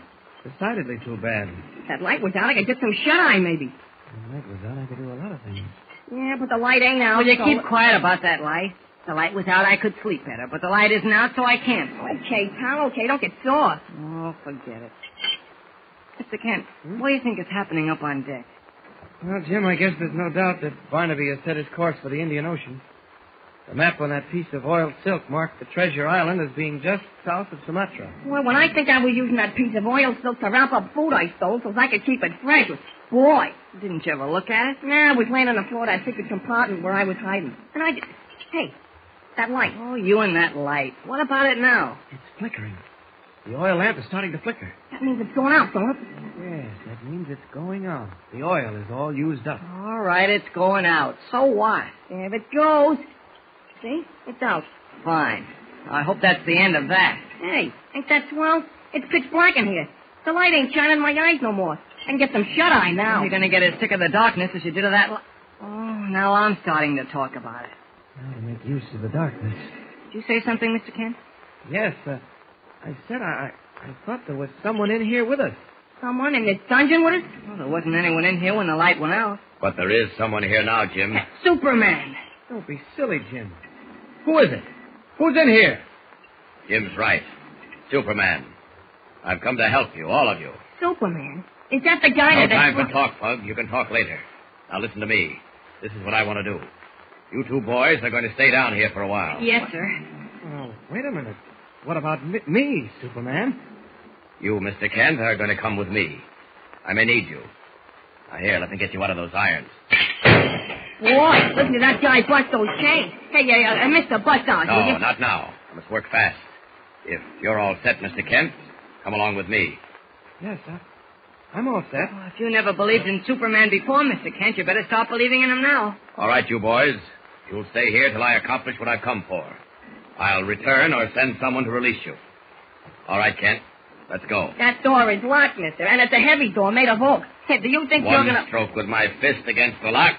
Hey, Jim, you hear that? He done it. And now, Mr. Kent, after you. You see, Pug, I told you it was Superman. I told you was... It worked. My trick of talking to myself in two voices worked perfectly. Thank heaven I was able to assume my guise of Superman without revealing my identity to the boys. And now to settle matters with Keith Barnaby. And I believe I know where I'll find him. 50%, he says. 50% profit. Hey, you're cold. Stall that gab, I say, Limey. You want to talk, Barnaby, you are. We're going to have our say, and you know no one else will stop us, so help me. Yeah. You've always been a troublemaker aboard this ship, Limey. A troublemaker? Me? I leave it to the lads. Lads, I asked you, did I start this squabble? Was it me what started this argument about how the treasure will be split? No, Barnaby, it was you what started it. When you got us to sign on this here bloomin' ship, you told us that when the treasure was found, we'd all share and share alike. Now you try to tell us you never said no such thing. Hey, I did not. No, you didn't. No. Before you signed on, I told you plain. 50% for me, I said, and 50% to be shared among the rest of you. You said no such thing. We'll not argue about what I said or didn't say. I'm telling you now. It's 50% for me and 50% to be shared among the rest of you. And that's the way it'll be, whether you like it or not. And what if I don't like it? Extraordinary. It's Superman. Superman. Evening, gentlemen. Fighting about the disposal of the treasure even before you've got it? A devil take me. An excellent suggestion, Barnaby. Doubtless the devil would know what to do with you, but I'm afraid old Nick will have to wait, at least until the authorities in Metropolis get done with you. Oh, you look here to me. You may look plenty good in that blue suit and red cape of yours, but I've dealt with your kind of before. If you think that knife will do you any good... Keep your distance. I can hit a matchbox at 20 paces with this knife. Take another step forward. All right. You asked for it. He's burning. Look out! Look, the knife in his chest and bounced off. He ain't hurt, he ain't. Jump him, you men. Jump him. Let him have it. What are you standing there for? Jump him, I said. You jump him first, Captain. We'll jump him second. Your crew have dealt with me before, Mr. Barnaby. I'm afraid they're not anxious to deal with me again. Now then, gentlemen, this is how things will be done from now on. Captain Barnaby here will be placed in irons at once. Quiet! My good friend Clark Kent will be master of this ship until she reaches Metropolis. You there, Scotty. Aye, sir. You'll be first mate. You're about the only one I can trust. You can put your faith in me, sir. Good. Your first job will be to take Barnaby below and put him in irons. After that, you're to release the two boys, Jimmy and Pug. Then turn this ship around and head back for Metropolis. Right, sir. Mr. Kent will be here to give any orders that may be Captain necessary. Barnaby here. I've got to see him. What do you want? Why, heaven help me, what's going on here? Never mind that. You're the radio operator, aren't you? What's the matter? A call of distress, sir. The tanker made of the mist, bound for Cardiff.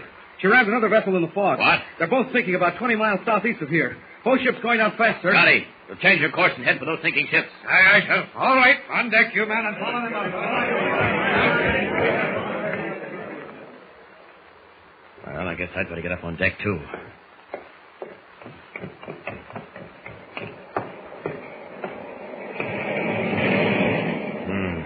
Fog is just as bad as it was. Clara M is too slow to reach those sinking ships in time. I'll have to go to their aid myself. Nothing to worry about here, not with Barnaby safe in irons. This is a job that will require the strength of Superman. So up, and away!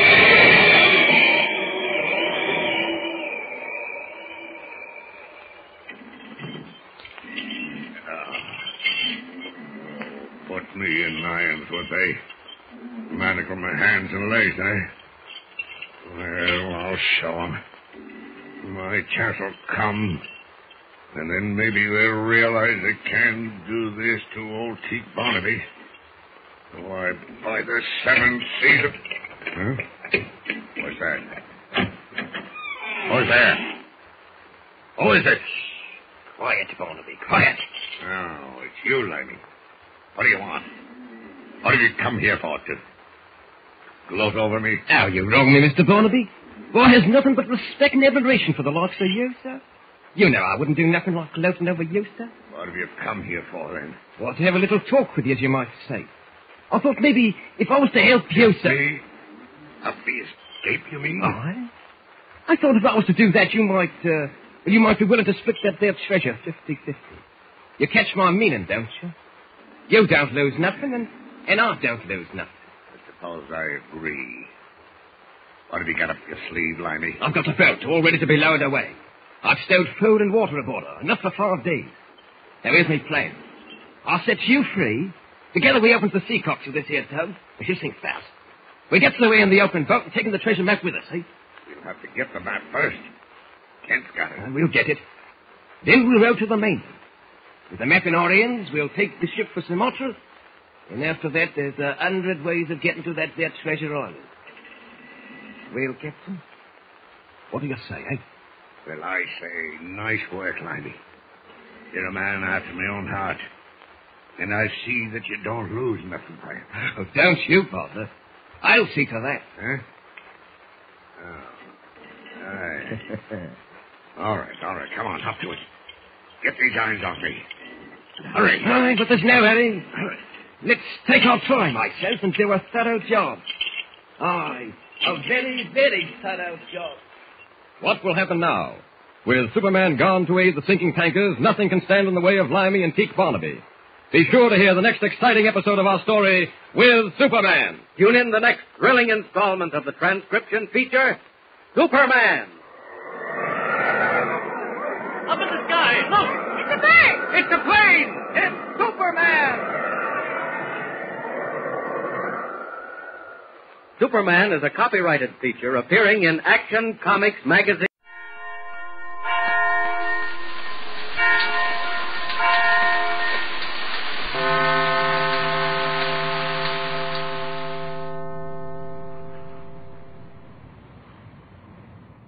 Kellogg's Pep, the build-up wheat cereal, invites you to Rockin' into the Future with Corbett. Hey, Cadet! Stand by to raise ship. Blast off -5, 4, 3, 2, 1, 0! Roaring rockets blast off to distant planets and far-flung stars, we take you to the age of the conquest of space with Corbett. Space Cadet.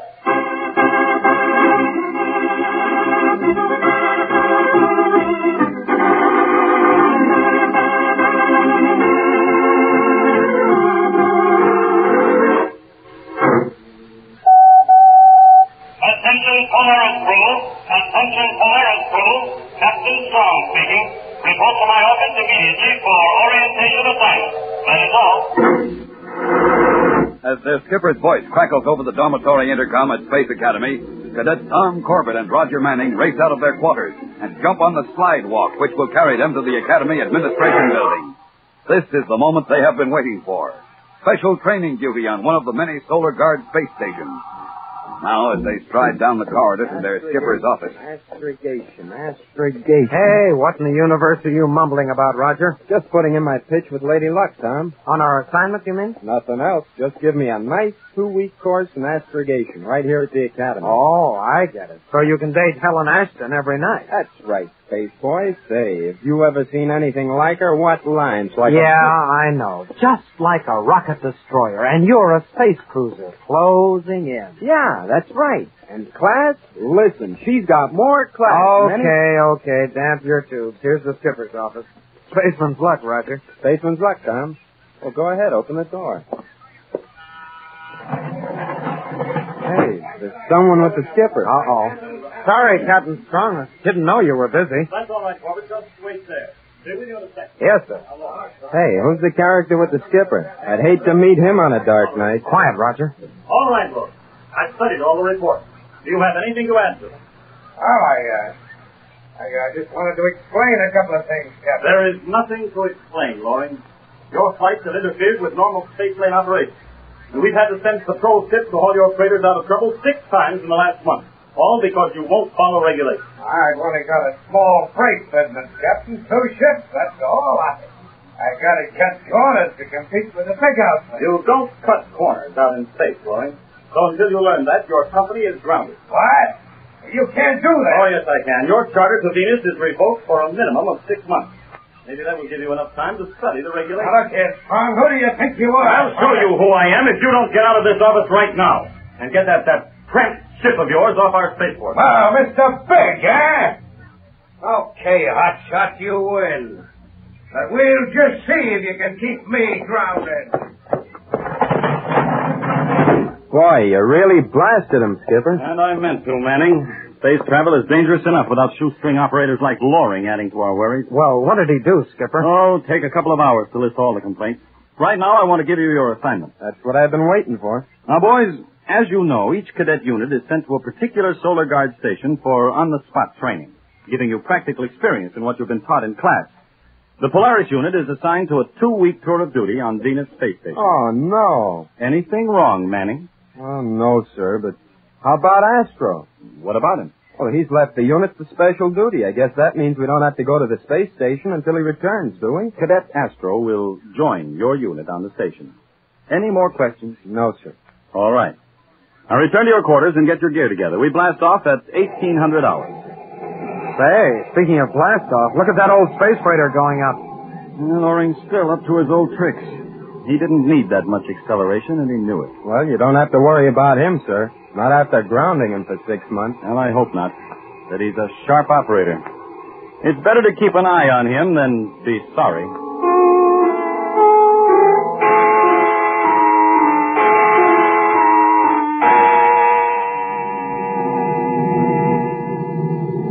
Blast your hide, Ross. It's all your fault. You hadn't run that extra flight from Venus against orders, you wouldn't have made that forced landing. And on the Academy spaceport, of all places, right in the lap of the Solar Guard. Well, you want me to get the cargo through, don't you? Yeah, but I didn't want you to act like a hotshot. Now they've revoked my charter for 6 months. Who gets the franchise they took away from you? Oh, probably the Venusport Space Freight Company. Why? Small outfit, ain't it? With only 4 ships? Yeah, that's right. But they're brand new. Suppose those ships run into trouble. More than there was on yours. A lot of accidents, for instance. Accidents, eh? What kind of accidents? What do you care? Well, I don't want to get mixed up in any killing. The Solar Guard is too tough. Who said anything about killing? Just crack-ups. You leave everything to me. When I get finished with the Venusport Space Freight Company, they'll think they've been hit with their own private asteroid belt. And you'll be back in business again.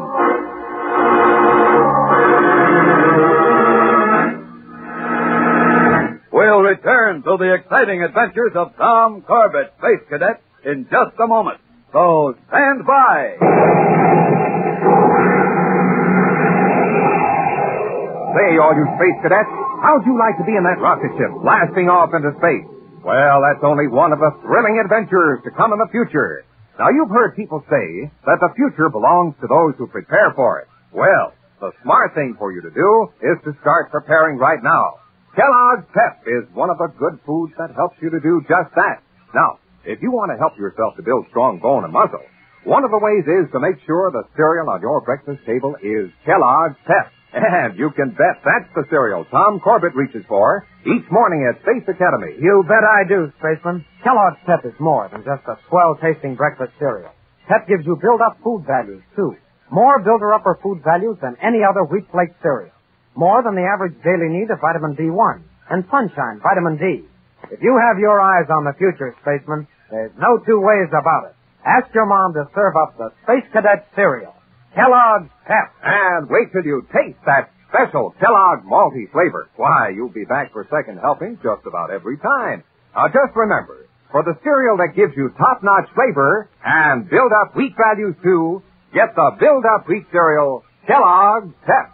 P-E-P. Pep.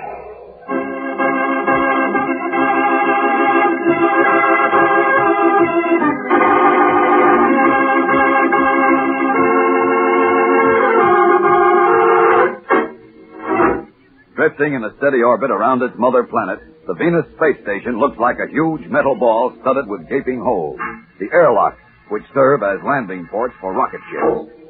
Now, after several days of indoctrination, we find Tom Corbett and Roger Manning on duty at their respective stations. Space Freighter Janie Allen from Venus Space Station. Your approach course is 197, corrected. Reduce speed to minimum thrust and approach spaceport landing deck 3.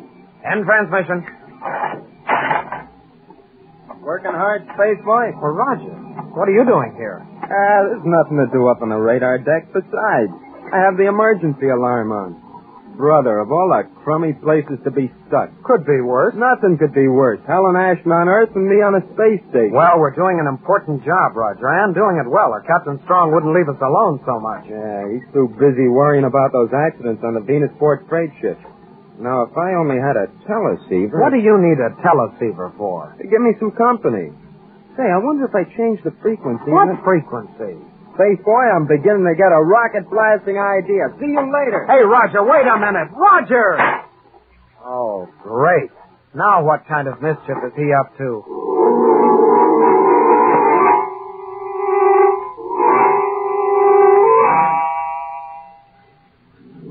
I told you, Loring, I can't get near the Elizabeth Chester. All the accidents must be making them cagey. Oh, it's even more important now to rig up another accident. Why? I found out that Solar Guard's going to investigate Venusport Space Freight Company. If we can set up this accident, it'll be the last straw. We'll be back in business again. Yeah, but how?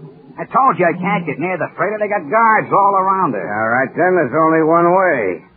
We have to blast off with her. With her? Yeah. She carries passengers. We'll make her crack up in space. Yeah, but what happens to us? We'll get out the escape hatch and spacesuit. And drift around in space? Oh, no, not for me. Listen, we'll fix everything so we can jump out near the Venus space station. And when the Elizabeth Chester cracks up, we'll be the only survivors. The station will send out a jet boat and we'll be saved. Yeah, but, that means killing the crew. Look who's afraid now. I don't like it, Loring. I'd rather wait. We can't wait. I'll go and make the arrangements for the tickets now. And you get whatever you need to make this the worst accident the Venusport Company ever had.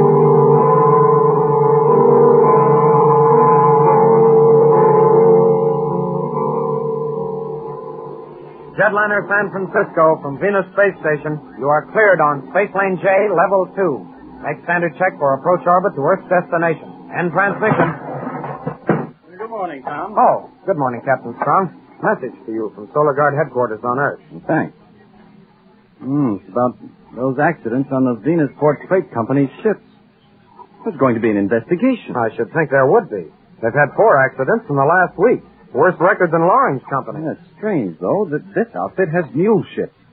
Oh, well, that's space travel for you. Never can tell what'll happen. Oh, by the way, isn't Manning on radar watch? Why, yes, sir. Well, it's 8:47. Why hasn't he made his standard quarter-hour check? Well, he may be plotting some space junk, sir. Well, he's still supposed to report. Yes, sir. I think I'd better go up there and find out if anything's wrong. Well, I'm sure everything's okay, sir. Oh, you are, eh? Well, knowing Manning as I do, I'm not. Pull in your horns, Roger. There's a space storm coming your way.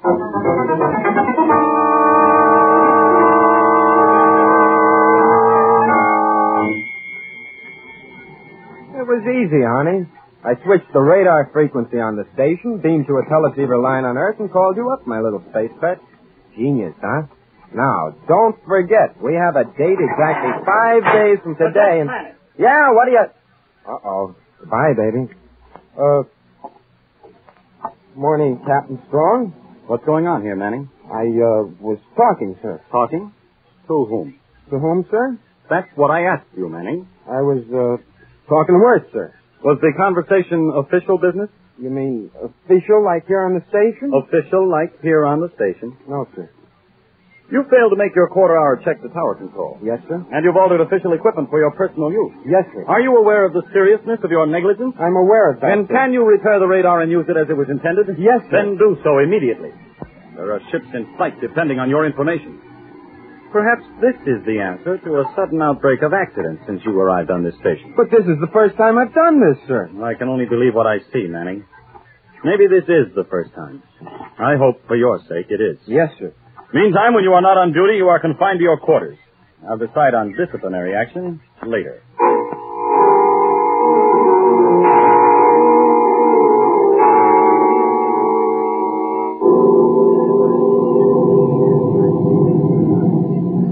Come on, Ross. Hurry up and get that spacesuit on. Take it easy, Loring. We got plenty of time. No, we haven't. Control deck is already in contact with the space station. Okay. Okay, help me get this over my shoulder. Okay, I got it now. All right, we better put on our space helmets now. Might not get a chance later. Yeah, you're right. You all set? All set. Better check the companionway. Make sure it's clear. Some of the crew might think it's kind of funny for us to be walking around in spacesuits. Hold it. It's all clear. Come on. Yeah, sure you know what to do, Loring. Yeah. I smashed the hydraulic system leading to the steering bay. Right. As soon as you finish the job, I cut the radar and communication cables. Lucky for us, we can reach the cables and the system lines near the control deck hatch. Easy now. There's the hatch. Got your tools ready? Yeah. I'll open the access plate. Come on, hurry up, Ross. In 10 minutes, I want this ship to be space guard.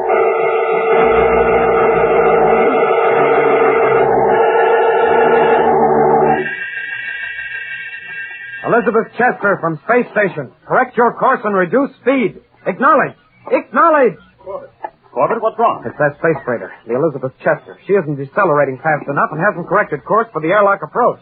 I can't seem to raise her. Well, isn't she following the radar beam in? No, sir. 6 degrees off. Well, keep trying to raise her. I'll go up to the radar deck and see what's wrong. You'd better, sir. Another minute on this heading and she'll plow right into us.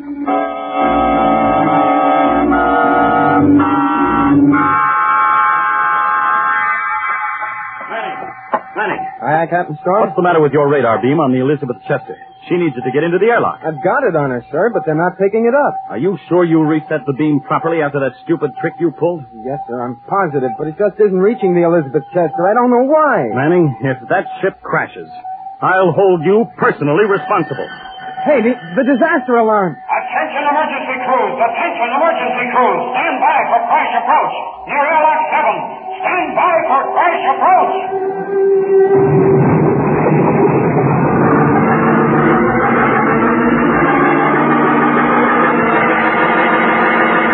We'll return to the exciting adventures of Tom Corbett, Space Cadet, in just a moment, so stand by. Here's the latest word about the sensational new prize you get in every package of Kellogg's Pep. It's called a Magic Eye. The Magic Eye is a bright, shining plastic disc with a picture mounted in the center. But wait!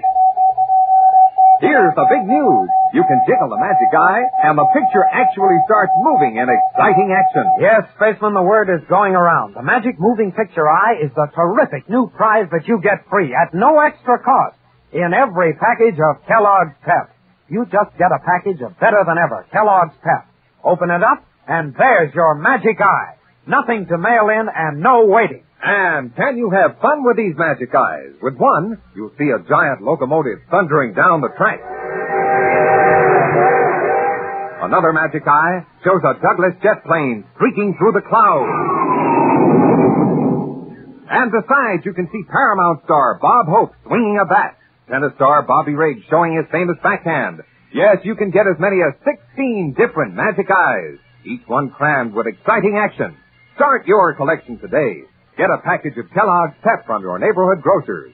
Open it up, and while you're enjoying the best-tasting wheat cereal ever, you'll be having fun with a Magic Eye that comes right on the package. Don't wait. Start your Magic Eye collection now. Get the Build-Up Wheat Cereal. Kellogg's Pep. P-E-P. Pep.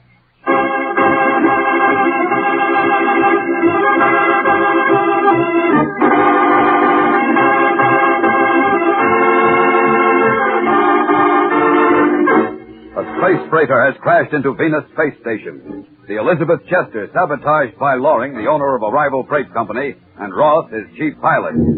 Now, an hour later, Tom and Roger wait anxiously for Captain Strong. Oh, sit down, Roger. Everything will be okay. Nothing will make all those guys in the crew okay, Tom. I'm nothing but a space-happy bum. Now they'll probably kick me out of the academy. Roger, are you sure that beam was working? Tell you, Tom, I had the Chester smack on the button. I checked it 4 times. I know that beam was okay. Well, there's one way to find out, Manning. Captain Strong. Do you have any suggestions, sir? We'll try anything. I know that beam was okay, sir. Manning, you still face a serious charge for changing a frequency scale, but I don't think you would deliberately lie, so here's what I want you to do.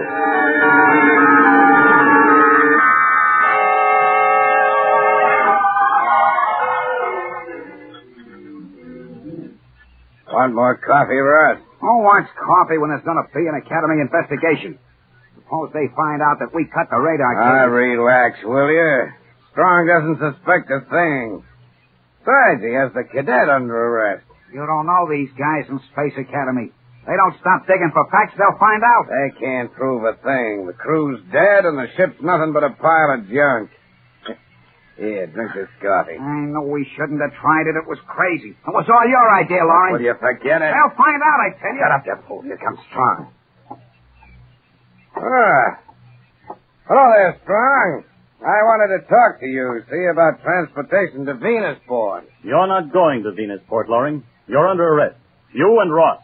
Arrest for what? Sabotage and wholesale murder. Oh, you're crazy. You can't prove anything. Yes, we can, Loring. We just checked that radar beam with a dummy run on a jet boat. The beam was in perfect order, on the exact frequency. Okay, so it was. How does that make us guilty? Well, that in itself didn't. But it opened up a whole new line of investigation. It showed there must have been something wrong with the space freighter's receivers. And we examined the wreckage closely. We found that the radar cables had been cut. So had the hydraulic lines for the steering thing. You're trying to pull a fast one. That space freighter's just a mess of junk. It smashed itself to pieces. They're lost out in space. Oh, no, Loring. You forgot an elementary rule of space. Everything drifts in a regular orbit. Nothing is lost in space. And the wreckage of the Elizabeth Chester floated along right with the space station. So it was an easy job to find the section where you'd cut the cables and broken the hydraulic system. I told you, Loring. I told you it wouldn't work. Shut up, Ron. No, I'm getting out of here. They're not putting me on a penal asteroid. What? Come back here. Ross, get away from that airlock. Ross, no. The poor devil, he picked the wrong airlock. He's gone. Yes. That airlock opened out into space. No one can help him now. He's paid in full for the crew of the Elizabeth Chester.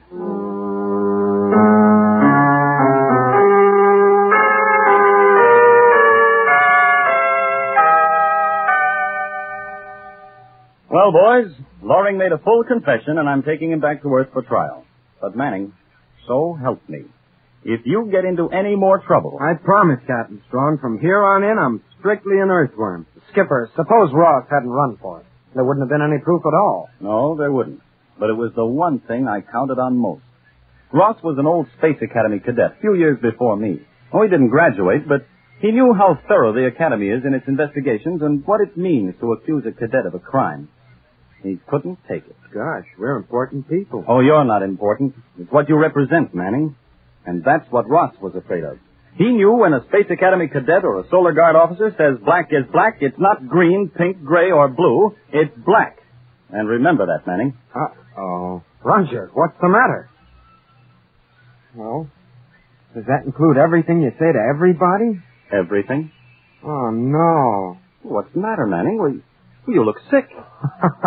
With all the promises he's made to about 24 girls, I guess he should look sick.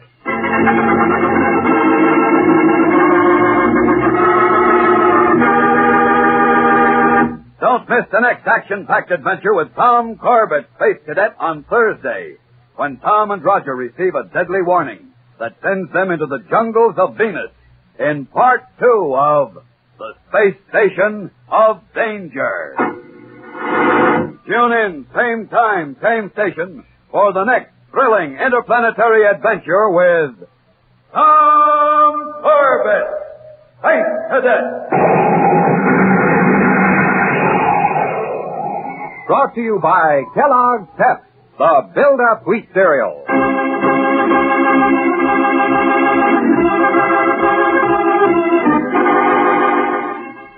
Tom Corbett, Space Cadet, starring Frankie Thomas, can also be seen on television and appears in the comic sections of many of America's leading newspapers. Look for it daily and in weekend editions. Featured in the cast were Edward Bryce and Jan Merlin. Today's program was written by Richard Jessup and directed by Drex Hines. Jackson Beck speaking.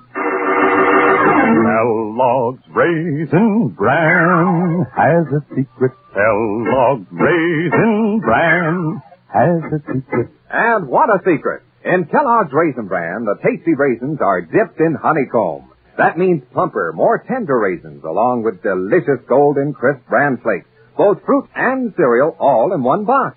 And no other raisin brand but Kellogg's gives you the tender goodness of raisins dipped in honeycomb. That's Kellogg's secret.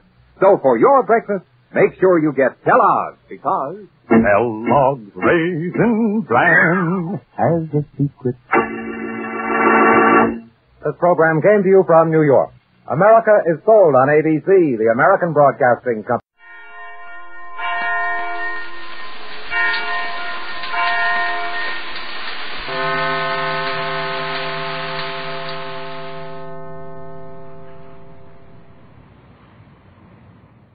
Tired of the everyday routine?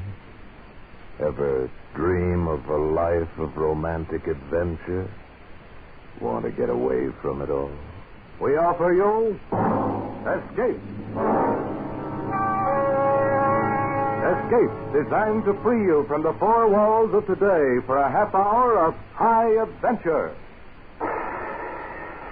Escape, brought to you by your Richfield gasoline dealer and the Richfield Oil Corporation of New York.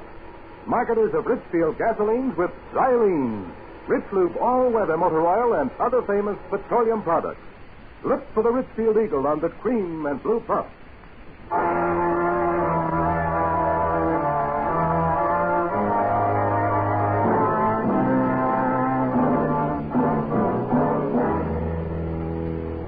Tonight, we escape to a tropic harbor in Venezuela, and the story of a grim voyage of impending death, which started from there.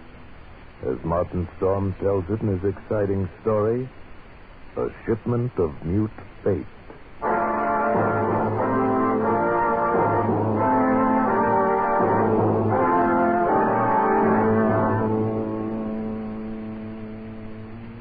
I stopped on the wharf at La Guaira, looked up at the gangplank, toward the liner Chankay. Standing there quietly are our moorings. The day was warm under a bright tropic sun, and the harbor beyond the ship lay drowsy and silent. But all at once, in the midst of those peaceful surroundings, a cold chill gripped me, and I shivered with sudden dread of the thing I was doing and was about to do. But too much had happened to turn back now. I'd gone too far to stop. I set the box down on the edge of the wharf, placed it carefully so as to be in plain sight and within gunshot of the captain's bridge. And I turned and started up the gangplank. I knew what I was going to do. But I couldn't forget that a certain pair of beady eyes were watching every move I made. Eyes that never blinked and never closed. Just watched and made. Oh, pardon me. You startled me, sir. I didn't... Oh, why, it's Mr. Warner. Hello, Mother Willis. How's the best-looking stewardess on the Seven Seas? Oh, I'm fine, Mr. Warner. It's nice to see you again. Wait a minute. That's a fine greeting after 2 months. Well, it's just that I'm so busy. Oh, don't believe a word of it. Sailing days tomorrow. You're simply avoiding me, that's all. Oh, no, really, I'm and not. on the trip down from New York, you said I was your favorite passenger. But I'm Here, what's that you're carrying in your apron? Oh, it's nothing. It's just supplies. Supplies, huh? Let's have a look. Oh, no, please. Why, it's a cat. It's Clara, Mr. Warner. Mr. Bowman said I had to leave her ashore, but I just couldn't. Well, who's Mr. Bowman? The new chief steward. Clara's been aboard with me for 2 years, and I just can't leave her here in a foreign country, especially with her condition so delicate now. Yes, I see what you mean. Well, I hope you get away with it. Oh, you won't tell anyone, huh? Not a soul. Matter of fact, Mother Willis, if I don't get my way with the captain, you and I may both end up smuggling.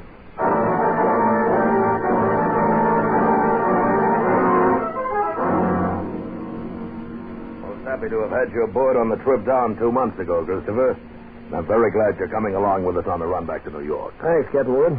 There is one thing, though. I'm having a little trouble with the customs man here, and I wondered if you I can't do it, Christopher. I just cabled your father this morning and told him I'd have done it for you if I possibly could. He sent a request from New York, you know. Yes, I thought he would. I wired him from upriver last week. Well, I hated to refuse, but it's absolutely out of the question.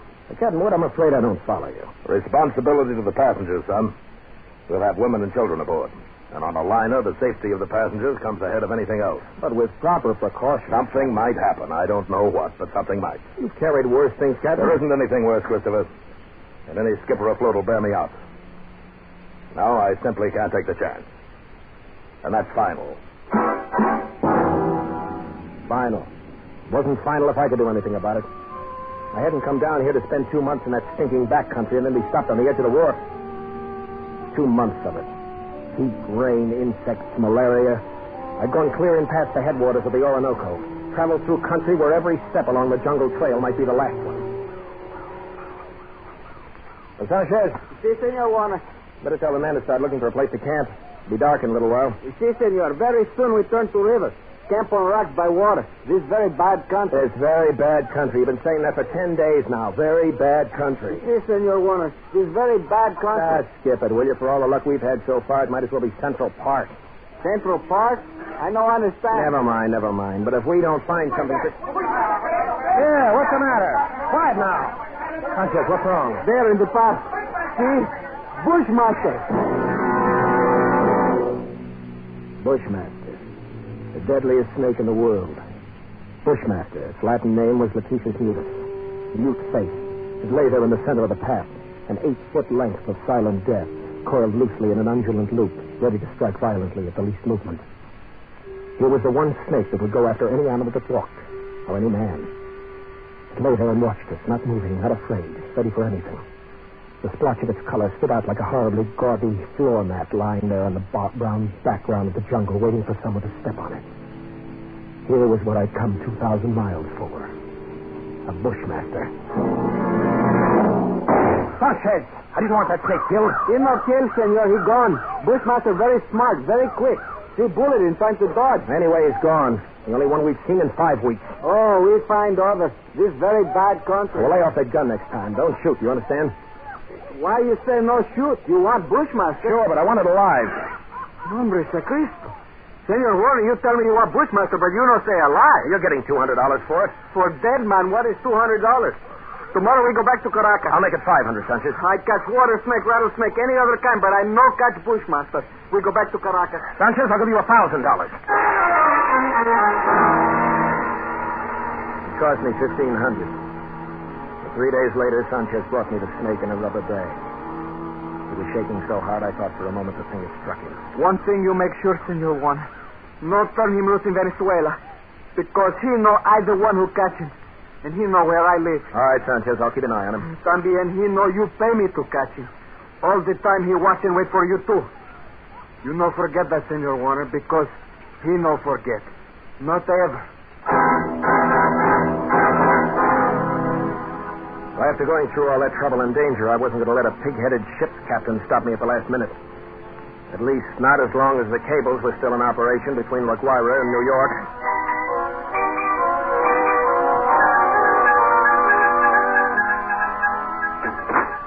Morning, Captain Wood.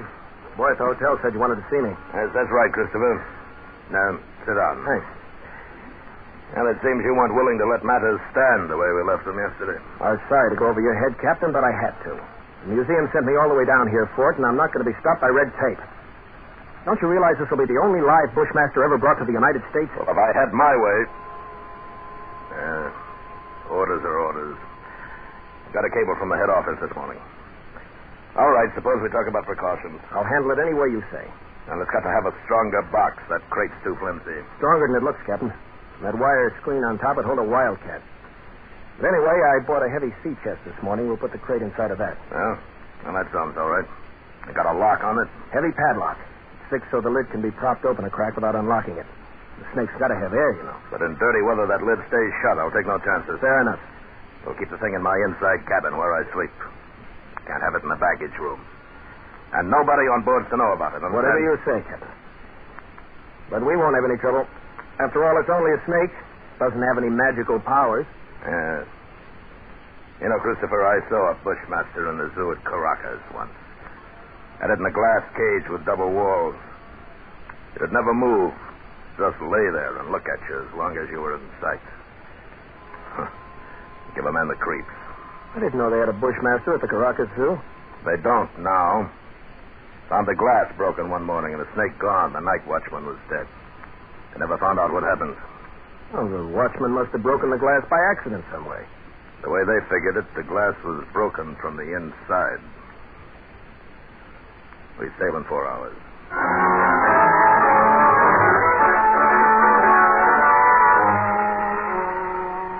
Into the Caribbean, with perfect weather, and the sea as smooth as an inland lake. The barometer dropped a little on the third day, but cleared up overnight and left nothing worse than a heavy swell. But in spite of the calm seas and the pleasant weather, I was becoming possessed with an ominous anxiety. I was developing an obsessive fear of that snake. I stayed clear of the passengers pretty much. Got the habit of dropping into Captain Wood's quarters several times a day. He kept the heavy box underneath his berth. I'd approach it quietly and shine my flashlight through the open crack. Never once could I catch that 8-foot devil asleep or even excited. He'd be lying there half coiled, his head raised a little, staring at me with those beady black eyes, waiting.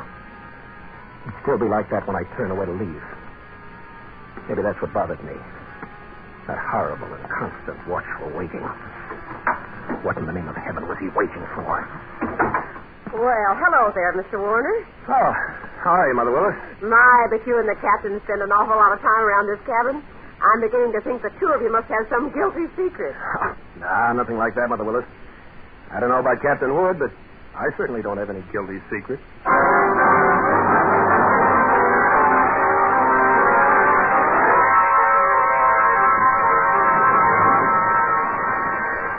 Well, he's running quite a swell out there, Mr. Bowman. Yeah, it's a little heavy, all right, Mr. Warner. Guess the storm passed through to the west of us yesterday when the glass dropped. Think it missed us then, huh? Yeah, that's what the mate figures. Sure stirred up some water, though. This will put half the passengers in their bunks. Makes it great for my department. 2/3 of them want a steward to hold their heads. They'll keep Mother Willis so busy. Hey, look at the size of that wave. What? Great, you hugged us. Now we're going to take you on the port bow. Hang on.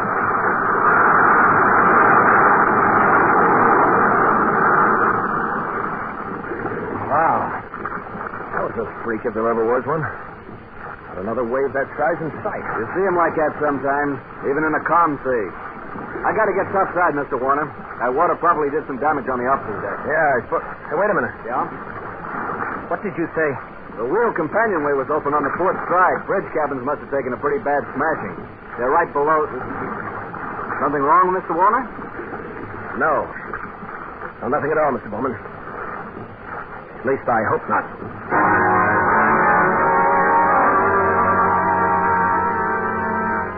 course, I knew it was only one chance in 1,000. But the chances against that freak wave were 1 in 1,000, too. I stumbled up the companionway and along the passage to the captain's cabin. Oh, come on in, Mr. Warner. Mother Willard. My, isn't this cabin a mess? I'm trying to get some of these things out to dry. Yeah. I just wanted to check. Where's that box that was under the captain's bunk? Oh, that? Well, I just threw it out on deck here. What? Well, the desk over there slid into it. It was all smashed. But the small box inside of it, what happened to it? Oh, they were both splintered, Mr. Warner. Broke wide open. Oh, no. Why, Mr. Warner, you're white as a sheet. Mother Willard, will you go find Captain Wood? Tell him to come down here immediately. Well, of course, Mr. Warner. I'll go tell him right away.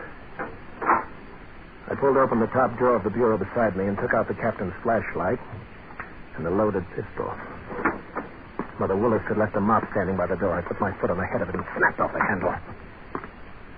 Every move I made turned into slow motion. I could hear my own heart beating. Slowly, I started to search the cabin. Sodden heaps of clothing were scattered around on the wet, black floor.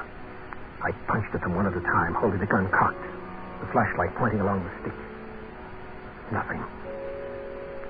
I worked around the room, throwing the light into the dark corners. Back at the desk. Under the bunk. And wherever I turned, I could feel those cold, unblinking eyes at my back, watching and waiting.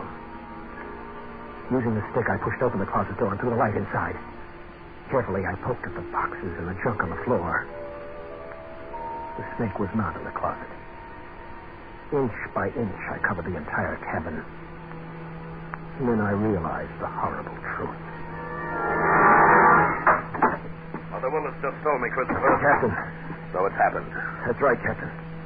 It's happened. I see you found the gun. We'd better start searching the cabin. Captain Wood, I just finished searching it. Then, women, kids, and that thing loose on board. 1,000 places to hide. Heaven help us, Christopher.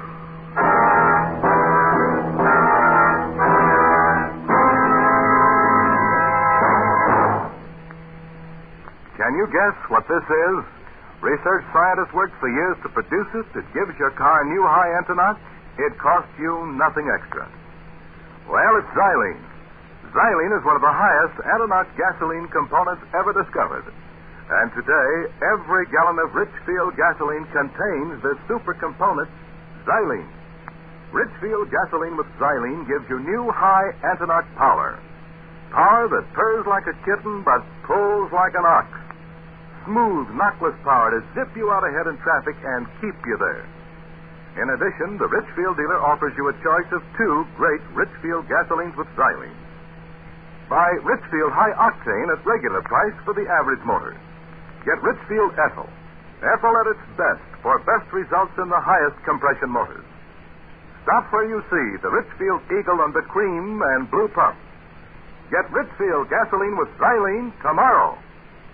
And now we return you to Escape.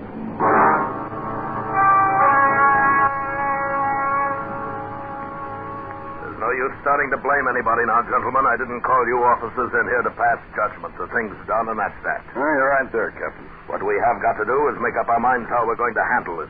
It'd be easier if we didn't have to tell the passengers and crew, sir. I've seen panics aboard ship before. Yes, I agree with you, Mr. Bowman, but I don't quite see how we can avoid it. They got a right to know. As long as that snake's loose, everybody on board's in the same danger. They all ought to know about it. Captain Wood, that thing is 8 feet long. It can't simply crawl into a crack. Why don't we make a quick search of the whole ship before we spread any alarm? Yes, I've thought of that, Christopher. As far as I can see, the only place it couldn't be is in the boilers or on top of the galley stove. It might have crawled overboard. We can't count on that. We've got to assume it's on the ship somewhere. Well, that could be anywhere. A coil of rope or in a pile of clothes. Yes, or under some woman's berth. Or a baby's crib. Or even... You've already said it. That Bushmaster could be anywhere. We've got to do something. We've got to do it fast. All right, gentlemen. I think the best idea is to follow Mr. Werner's suggestion and make a quick search first. You agree to that? Yes, I do. Then if we don't find it, we'll have to warn the passengers. Captain, we've got to find it. Alone in the dim baggage room, I went through the same movements as I had earlier in the captain's cabin. Gun in one hand, flashlight in the other, poking into every dark corner, behind every trunk and every box. since there was no one in the baggage room, I could keep the gun cocked and ready. The rest of those poor devils were having to do the same thing, barehanded. All over the ship, the search went on. Here now, Stewart. What on earth are you doing rummaging through my cabin? Just checking up, ma'am. Well, I'm quite sure there's nothing in here that has to be checked. Sorry, ma'am. Captain's orders. It'll only take a few minutes. Well, I never heard of such a thing. A passenger simply doesn't have any privacy at all. I've traveled on a lot of different lines, but I've certainly never heard of anything so completely high-handed.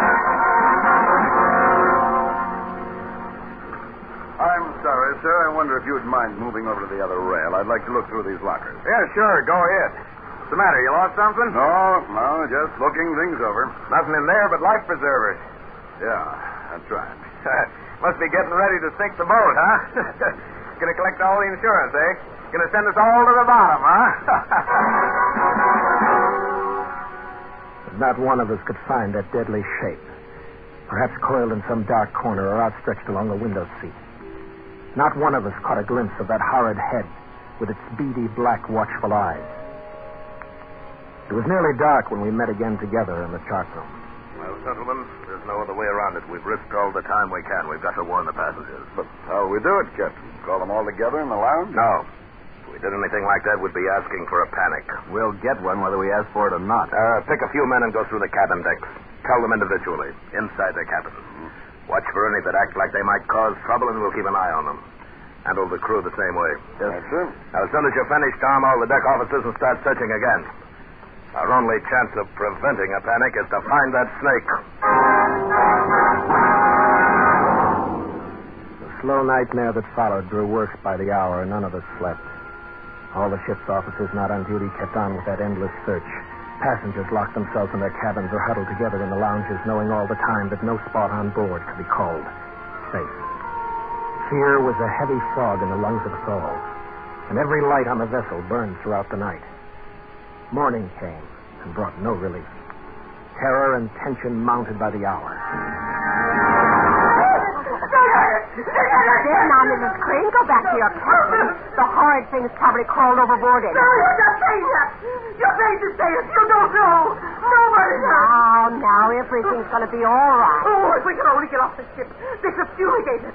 Yes, that's what we've got to do. We've got to get off the ship. Mr. Bones, he's going to jump. No, you don't. Let me go. Let me go. Nice work, Mr. Bowman. Nice work. Now get her down to her cabin. And whatever you do, don't turn her loose.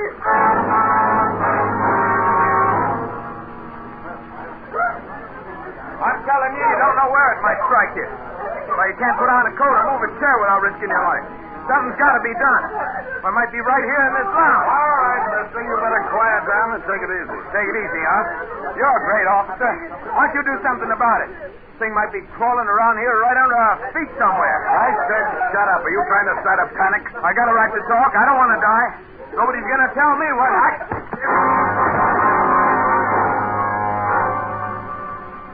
The second night passed, and morning came around again.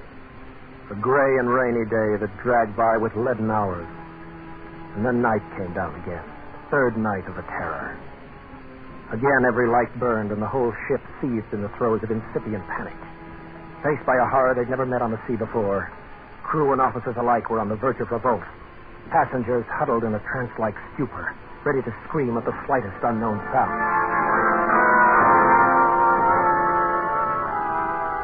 At 7 bells, I made my way forward to the chart room and found Captain Wood bent over a desk. Oh, hello, Christopher. Come on in. Sit down. It's got to be somewhere, Captain Wood. It's got to be. Well, I don't know. You could search this ship for 6 months and never touch all the hiding places aboard. Yeah, if we can only hold out for 2 more days, we'll be in port. What's your home office say? Here's the latest wireless from them. Keep quiet and keep coming. What else can we do? You want a cigarette? Yeah, thanks. Yeah. How's it below, Christopher? That's pretty bad. Anything could happen. Yeah. That's why I took the guns away from the men. One pistol shot and we'd have a riot on our hands. The whole thing's my fault, Captain Wood. That's what I can't forget. Oh, take it. There was only one way I could pay for it myself alone. No, now, I know how you feel, but it's no more your fault than mine or the man who asked you to bring that snake back alive. Nobody planned this. Now, look, Christopher, I think you'd better try to get a little sleep. No. Mr. Bowman made some coffee down in the steward's galley a while ago. You better go down and get yourself a cup and then rest for a couple of hours. Rest? I can't. Christopher, it's not going to help any if you stumble through a hatch half asleep and break your neck. Now, go on and get some coffee. One way or another, we've got to hold off for 2 more days.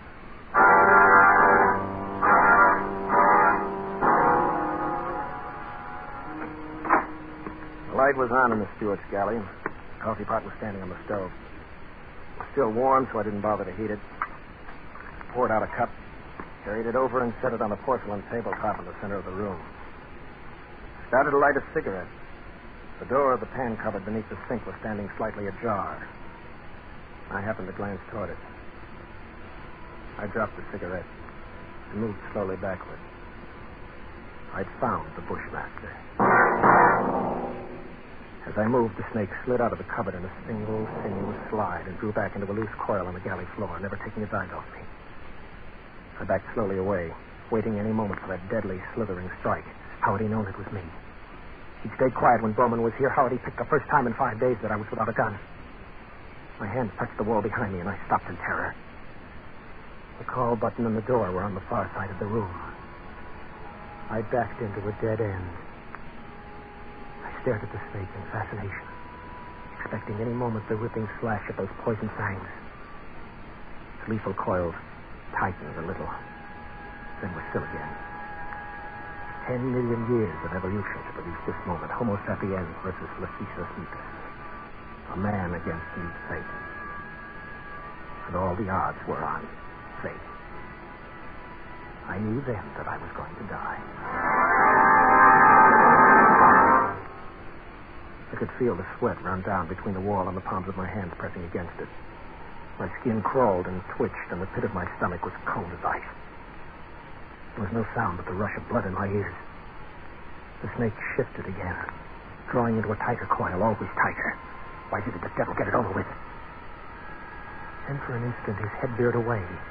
Something moved by the stove. I didn't dare turn to look at it. Slowly it entered my line of vision. It was a cat. That scrawny cat Clara that Mother Willis had sneaked aboard in La Guaira. Its back was arched, and every hair stood on end. It moved stiff-legged now, walking in a half circle around the snake. The Bushmaster moved slowly and kept watching the cat. He tightened. He was going to strike at any second. He struck and missed. The cat was barely out of reach. Now she was walking back and forth again. She was asking to die. Missed again by a fraction of an inch. He was striking now without even going into full coil. Missed again and again, always missing by the barest margin.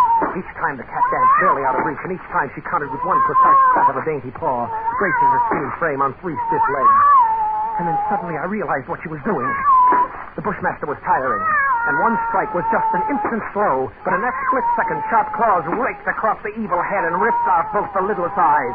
The cat has deliberately blinded the snake. He didn't bother the coil now, but slid after her in a fury, striking wildly, but always missing, and every strike was a little slower than the last one.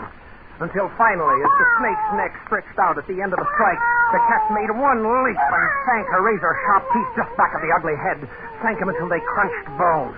With tooth and claw she clung as the monstrous snake flailed and lashed on the floor, striving to get those hideous coils around her, trying to break her hold to shake off the slow and certain paralyzing death that gradually crept over him, and at last stilled his struggles forever. I took a deep breath. The first in minutes.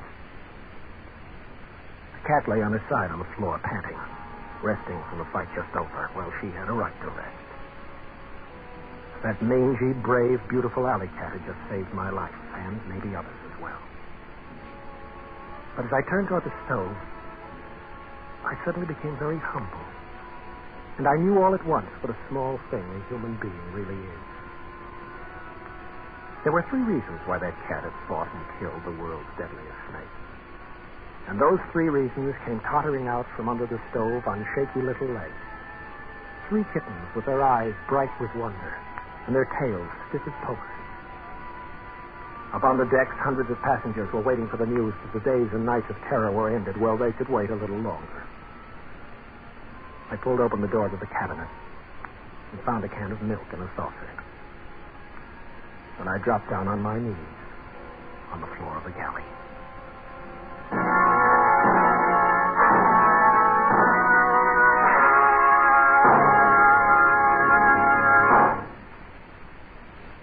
In summer heat, when the old sun beats down and the thermometer goes up and up, your car's motor gets really hot.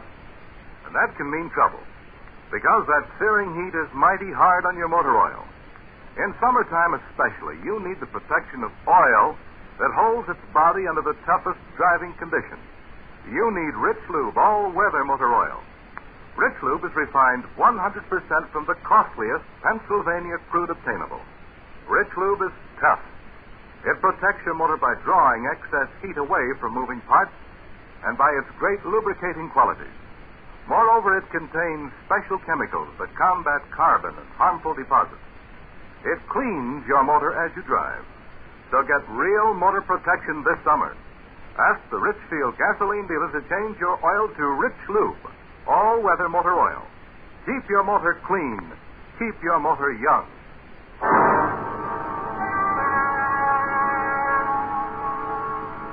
Escape is produced and directed by William N. Robeson, and tonight has presented The Shipment of Mute Fate by Martin Storm, adapted for radio by Les Crutchfield. David Ellis was Chris, Bill Conrad the captain.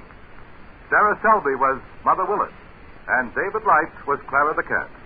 Others in the cast were Werner Felton, Ted DeCorsia, Harry Bartell, and Paul Frees. Special music arranged and played by Ivan Ditmars. Next week.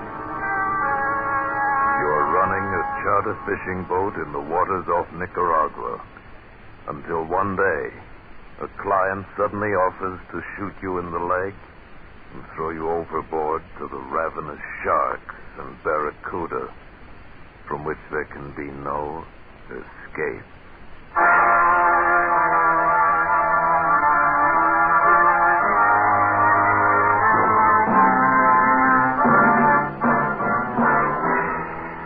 Next week at this time, the Richfield Oil Corporation of New York invites you to escape to Central America with a story of murderous intrigue along the tropic coast, as Anthony Ellis tells it in his exciting story, Sharkbait.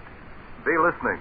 Goodbye then until this same time next week when once again we offer you Escape. Tom Hanlon speaking over CBS, the Columbia Broadcasting System.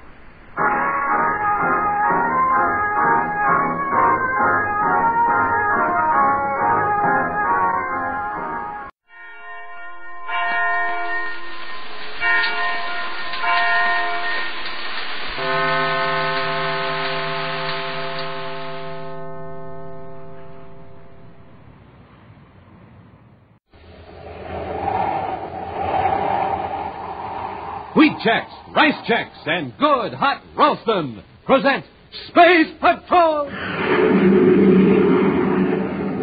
High adventure in the wild, vast reaches of space. Visions of daring in the name of interplanetary justice. Travel into the future with Buzz Corey, Commander-in-Chief of the Space Patrol! In today's transcribed adventure, Buzz and Happy have conceived an extremely daring and dangerous plan to surprise two criminals who are holding Carol captive in the Martian hills. Right now, they're nearing the hideout in a small atmosphere ship. We're getting closer. Fasten your safety belt, Happy. Here's where we intentionally develop power failure. I'm all set, sir. Hang on. About to make the worst landing of my career. That ground's coming up awfully fast, Commander. Got to make this look like a disastrous crash. Okay, but it's beginning to look too realistic. Now, brace yourself. It's beginning to look like a real thing to me, too.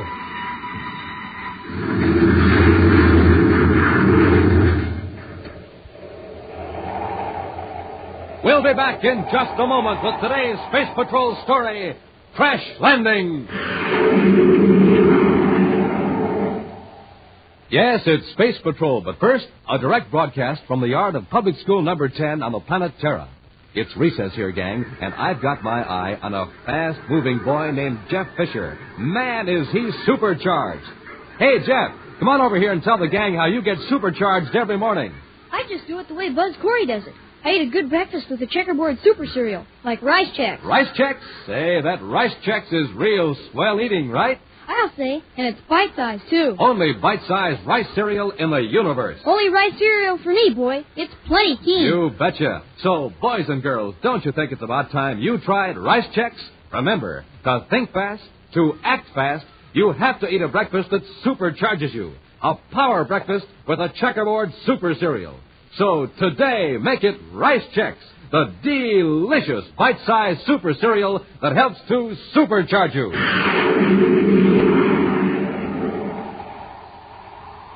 For several weeks, Commander Corey and Cadet Happy have been on the planet Venus, conducting an undercover investigation into a plot to defraud the United Planets government and Venus businessmen. Now, in civilian clothes, Buzz and Happy are in a surface car in Venus City, headed for the Venus City spaceport. Between them is a sealed pouch containing the results of their intensive work. There's a private space cruiser waiting for us just inside the east gate. Oh, sir, do you think Theo knows that you've been investigating him personally? I can't be sure, but by using private chips instead of Terra 5 or other official chips, we stand a good chance of not being detected. Well, it sure was a bad break running into Carol last night in the lobby of the Venus Hotel. Well, luckily, I don't think anyone overheard when she called out our names. I looked around very carefully. You told her why we were in civilian clothes. Mm-hmm. She may be able to help us now that she knows the facts. It looks like we picked a good time to blast off from Venus, Commander. The whole east end of the spaceport is deserted.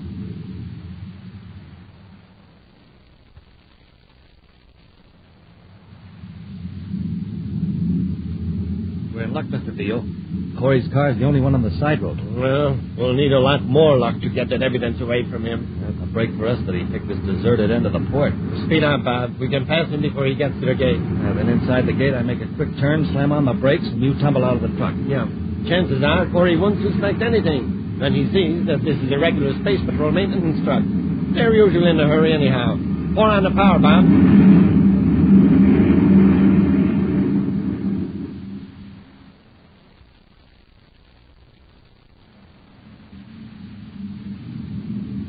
Car behind us. They're blinking their lights to pass. By the way they're closing in, they must be in a hurry. Slow down a little and pull over. Yes, sir. Be on your guard in case they try anything. Wow, that guy drives like a maniac. Did you see him whiz past us? It's a maintenance truck. No, I'll bet the driver's another one of those washed-out space pilots. They always drive like they're solar of the universe. Hey, look at him barrel through that gate. Commander, the fool's going to turn. Happy, stop. Somebody fell out of the truck. Smoking rockets. What a spill. He turned so fast it tossed the other guy out. At least the driver stopped. Come on, Hap, let's see if the man's hurt. Yes, sir. There's no excuse for that kind of driving. It's lucky we weren't going much faster. We might have run over him, Commander. I dropped the commander, Hap. Oh, sorry. I forgot. The fall must have knocked him cold. I'll turn him over gently. Okay. I didn't know I was going to turn. I slammed on the brakes just as he pitched out of the truck. Yes, I saw it. His head doesn't seem to be injured. I hope there are no bones broken. Let's have a look at him. None of my business, friend, but you shouldn't make a turn at that speed. Yes, I know. I was in a hurry to get to the other end of the spaceport. My leg.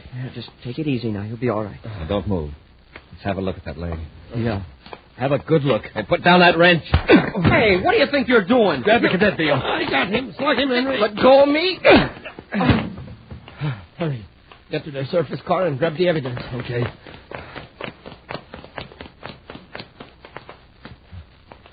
There is a dispatch case in the seat of the car. That must be it. Take a look in the back, just in case. We want to get all of it. There's nothing back there, Bill. All right, come on. Let's get to the truck. Look down the road. Here comes another surface car. It's headed right for the gate. We'd better get the truck rolling before they get here and start asking questions. We won't stand a chance in that truck. Let's take the spaceship. Huh? Hurry. We can blast off before the car gets here.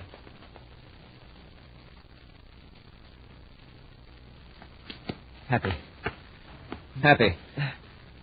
Oh, my head. Hap, our car and their truck are still here, but our spaceship is gone. I thought I heard a blast off, but I figured it was inside my head. I heard another car approach, but didn't come through the gate. It must have turned down the road paralleling the fence. The evidence, sir. Did they get it? Yes, it's not here. I guess our undercover work wasn't so undercover after all.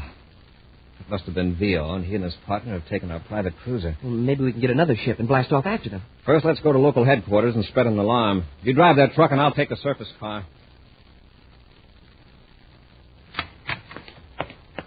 Commander, an all-planet space patrol bulletin on VO is being spaceophoned now. Good. I hope our units can intercept him before he has a chance to change shifts. We aren't going to stay here at Venus City headquarters, are we, sir? Right now, there's nothing we can do that the search units can't handle. Besides, I want to investigate this gadget we found in the truck VO was using. Oh, that funny-looking electrical device. What is it? It's a stimutron. A what? Stimutron. It's a high-frequency electrotherapy machine used to treat advanced cases of venous fever. Oh, you mean the blood condition that some people get from being in the Venus swamps too long? Yes. This machine is the only successful cure. There are only about 6 stimutrons in the solar system, all in hospitals or clinics. No private individual has one. Well, then what was this one doing in the truck? Stolen, probably. Stolen by someone who needs the treatment, so who doesn't dare go to a regular hospital. You mean Vio has venous fever? Or one of his gang. I'm notifying all doctors to report anyone applying for stimutron treatment. Well, didn't Vio spend a lot of time around those Zyrola plantations in the swamps arranging crooked deals? Yes. If he's got venous fever, he made a bad bargain when he traded that evidence for the stimutron. Oh, by the way, sir, did you get that message from Carol? Yes, she called 2 hours ago. I guess she thought we'd be on our way to Mercury by now. She checked out of the hotel. I just contacted the manager. Checked out? I thought she was going to stay here a week. I guess she suddenly changed her mind. She left orders for the hotel to forward her luggage to Mercury. We don't have any idea where she is. I wonder why she decided to go to Mercury all of a sudden. I hope it isn't her plan to follow us. Well, if it is, she's going to get a surprise when she lands on Mercury and finds out that we aren't there.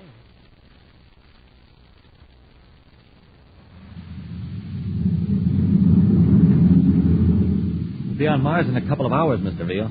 It was a great idea of yours, taking Corey's space cruiser. Well, I've been checking over this evidence Corey gathered. You know, if this ever got to court, I'd be finished. Well, there's nothing to worry about now. All we've got to do is lay low. Henry! Oh, no. What's the matter, Mr. Veal? Oh, the stimutron. I left it in the truck. Oh, well, there's probably one in Lowell City Clinic on Mars. I can't just walk into the clinic with every space patrolman in the universe looking for me. I got to have those treatments. You know what that Venus fever does to me. Makes me helpless as a baby. Well, what are we going to do? We can't go back to Venus. Of course not. Henry, this is awful. Listen. What?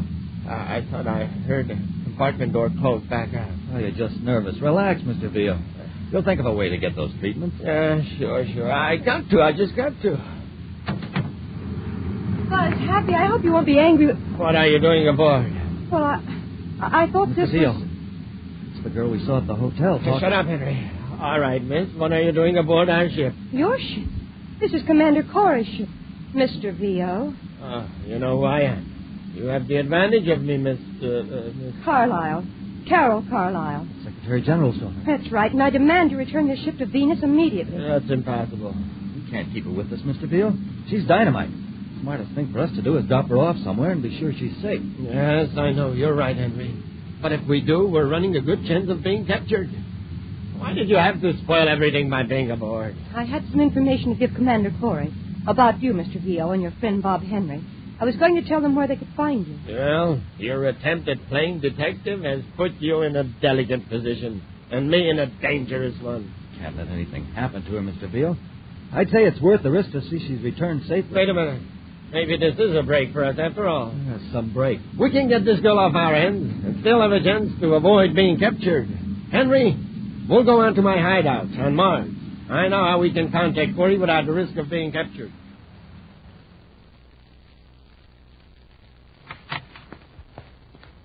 Commander, communications picked up Carol's voice on Spaceophone Channel 87. What? It's being taped, sir. Channel 87. Perfectly safe. I can't tell you where I am, but Don Veal and Bob Henry intend to release me. This is Don Veal, Commander. Veal's got her. Don't try to contact me, just listen. I've got Carol Carlisle, but it's her fault, not mine. That's true. I was aboard your private cruiser, Venus City Spaceport. After the ship blasted off, I came out to give you some information about Veal and found him and Bob Henry at the controls. Just keep listening, Corey. Carol's voice and mine are on a microtape, automatically repeated from a robot-controlled rocket. It won't do you any good to locate her rocket. He's a tricky crook, all right. Get this, Corey. I want to get Carol off my hands. All I ask is a break. I've got Venus fever. If I don't get that stimutron back, I'm finished. Here's my proposition. Put a man in a spacesuit and drop him off in space at a point which I will give you in a moment. Withdraw your ship 10,000 DUs and wait 2 hours. I will pick out the stimutron from your agent and leave Carol near him. Also in a spacesuit, of course. Now get this. Carol's suit will be equipped with a cartridge that can be exploded by an electronic signal from my ship. Space try it, Happy. If any attempt is made by your men to space a phone, you, before the 2-hour limit is up, I'll detonate the cartridge. Now, here's the point to drop off your men. Write this down, Happy. Yes, sir. Sector 4 Jupiter orbit at intersection of celestial meridian 22, sun ecliptic angle 2 degrees, 23 minutes, 15.84 seconds. Got it, sir. If you agree to these terms, space a phone your answer on 139 megacycles. I'll be listening. Stand by for a repeat of this tape. BO1. Cut it, Happy. The tape is on automatic rewind. What are you going to do, Commander? Give him the stignitron? Of course. I want VO, but I want him alive. If we get Carol back safely, we can go after VO with everything we've got. Switch to 139 megacycles, Happy.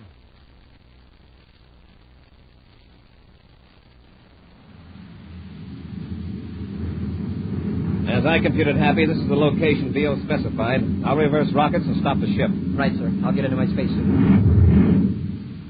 Well, there's the stimutron. What about that gadget I'm supposed to attach to VO's ship? Oh, right here. It's a miniature spaceophone transmitter. Uh-huh. With a magnetic attachment to hold it to the hull of the ship. It's set to start sending a signal 2 hours after it's fastened to the ship. All right, into the airlock, Happy. Don't waste your spacesuit transmitter until I contact you. Remember that explosive cartridge in Carol's suit.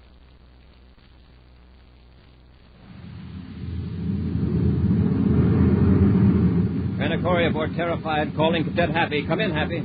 Happy to Commander Corey. Are the 2 hours up? Yes. Did VO show up? Yes, sir. Everything worked fine. He dropped Carol out quite a distance from me, and I've been using my jetpack to get over to her. Is she all right? I don't know, sir. She hasn't moved. She's just floating. I haven't been able to contact her by spaceophone. I'll come and pick both of you up. I've reached her now, sir. Why, that stinking crook. What's the matter, Happy? Carol isn't here, Commander. The spacesuit is empty. We'll be back with Space Patrol in just a moment. Hey, you want to have some fun, gang? Listen to this jet cycle. Why, it's just a putt-putt, that's all it is, because all it has to go on is ordinary fuel. But pour in some super fuel and then see what happens.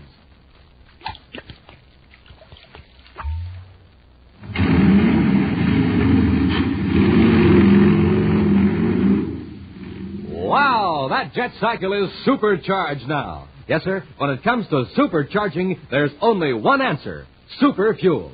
And the same thing holds true for you, especially in the morning when you haven't eaten for hours. To really get going, you have to get supercharged. Now, here's Buzz Corey's way of doing that. He eats a power breakfast with rice Chex or wheat Chex, the super cereals. And boy, oh boy, you ought to see how the commander dives into that Chex. Yes, sirree, gang. Chex are really good. They're so good, you grab the biggest bowl you can find, you shake in the Chex, pour on the milk, sprinkle on the sugar, and that's it. You're eating the best-tasting cereal in the universe. And to make a good thing even better, Rice Chex and Wheat Chex have that modern bite-sized design for easy eating. Zip, zip, zip. That's how easy it is to eat Chex. Now remember, gang, a rip-roaring breakfast with Chex is Buzz Corey's way of getting supercharged. So get going in the morning the way he does. Get out a big bowl and fill it with Rice Chex or Wheat Chex, the super cereals that help to supercharge you.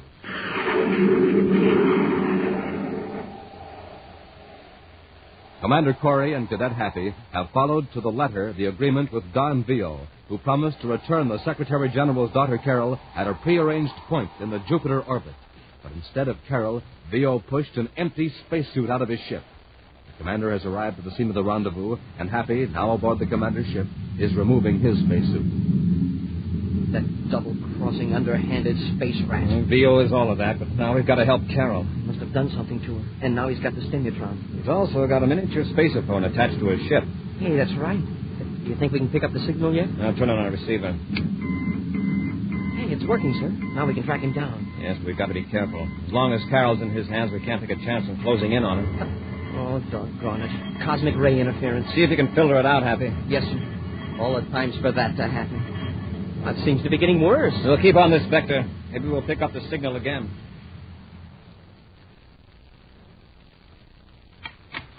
I got it, Henry. The steamer firm. Oh, good. Any trouble? No, not a bit. Corey and the Cadet were as good as their word. Have you found Carol yet? No. Frankly, I haven't looked. She was stupid enough to crawl out the back room window. Let her take the consequences. Don't you understand? If she's not found, we'll have to take the consequences. Oh, all right, Mr. Beale. Come on. We'll look for her. No. You look for her. I got to hook up the stimutron and take the treatment. I'm getting an attack of Venus fever.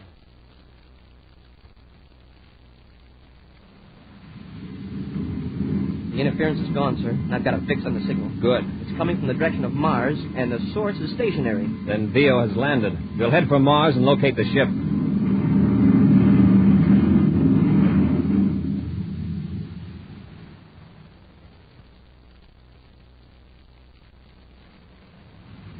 I've got it, sir. The ship's down in the Tharsis Hills. Let's scan the terrain with the viewscope, Happy. Yes, sir. There's the ship. Shall we come in lower, sir? No, not in this ship. We can't let Vio know we've located him. How about notifying other units and swoop in quick and surround him? Remember, for all we know, Carol's still safe. If Vio's cornered, there's no telling what he might do to her. Well, then we're stymied. No, not quite. There's one way we can land the ship fairly close to his hideout without making him suspicious. What's that, sir? Commercial atmosphere ships fly over this part of Mars. So we'll head for Lowell City and borrow one. Well, wouldn't Vio get suspicious if a commercial ship landed in that deserted section? Sure. If it was an ordinary landing. That's why I'm going to space a phone ahead and order a couple of crash suits. Crash suits? Uh-huh. We're going to stage an accident right in Vio's front yard.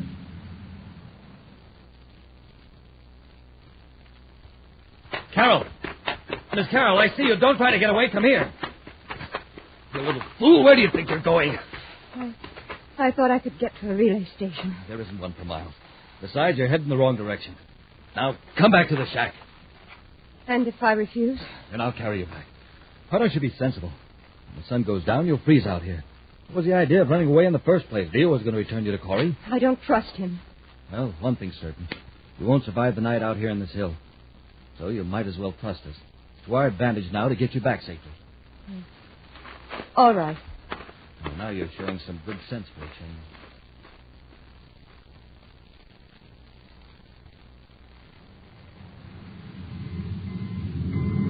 We're getting closer. Yes, we can cut the signal now. Well, fasten your safety belt, Happy. Here's where we've developed power failure. I'm all set, sir. I guess. Now, Hap, here's where I make the worst landing of my career. Nervous? When I put the shock suit on, I thought I could jump off a skyscraper in it, but now I'm not so sure. Near that knoll, Hap. 100 yards from Vio ship. Now, brace yourself. Here we go.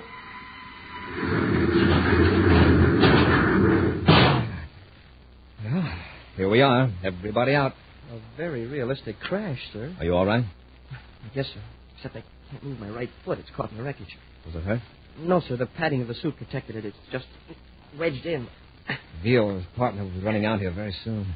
Maybe I can pry that bent door alloy apart and get you out before they get here. Well, why don't we go ahead with our original plan? Leave me here in the ship while you circle around to the shack. Our original plan didn't call for you to be helpless. Well, that'll make it look all the more like a real crack-up. Besides, Carol may be in danger. Well, you may be right, Hap, but you'll be safer if you pretend to be unconscious. Yes, sir. I'll climb out the port. Hey, we did a good job. What a mess. If you're in trouble, use your miniature spacer phone. I'll keep mine on. Here, where are you going? To the ship. Oh, no, you don't. I'll get back to the shack. But somebody might be hurt. We've got to help them. Nobody could be alive in that mess. Well, I'm going to see anyway. Carol, come back here. We've got to get Vio and blast off before the rescue ships arrive. Get Vio if you want. I'm going to help. Carol, come away from that wreck. It might explode.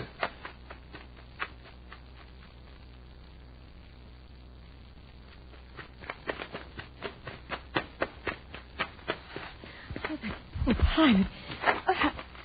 I can get him out. Sorry. Happy. How are you hurt? Well, I'm okay. The commander and I planned. Miss Carol, get away from that wreck. It's Bob Henry, Vio's partner. Did you get on me? Miss Carol, if you don't get away from here... It's unconscious. Why don't you go get Mr. Vio? Yeah, now, isn't it lucky he was wearing a crash suit? Stand back, Carol. Let me have a look at him. Corey's friend, the cadet. All right, snap out of it, Cadet. Leave him alone. Quit playing possum. I heard you talking to Carol. All right. Quit shaking. I'll get out of the ship. I can't. My foot's caught. Oh, it is. Well, I guess you won't be much trouble. Just to make sure... What are you going to do? Give the cadet an anesthetic. Don't hit him. Oh, my hand. That blow never even phased it. It's the shock suit, stupid. And if you come near me, I'll clouch you into the next sector of Mars. No, there's no use bothering with you. Commander's probably around here somewhere.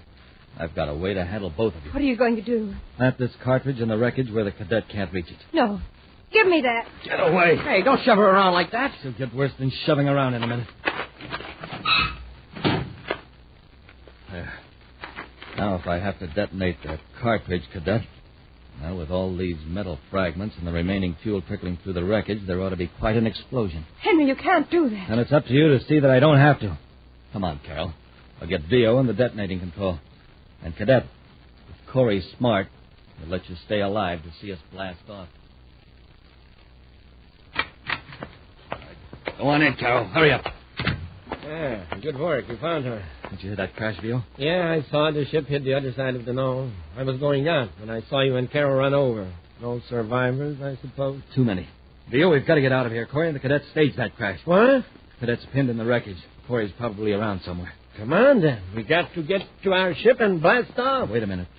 Where's that detonator unit? The one that explodes these cartridges. It's on the shelf. What do you need that for? Let's get out of here. I've planted a cartridge in the wreck to take care of Corey and the cadet.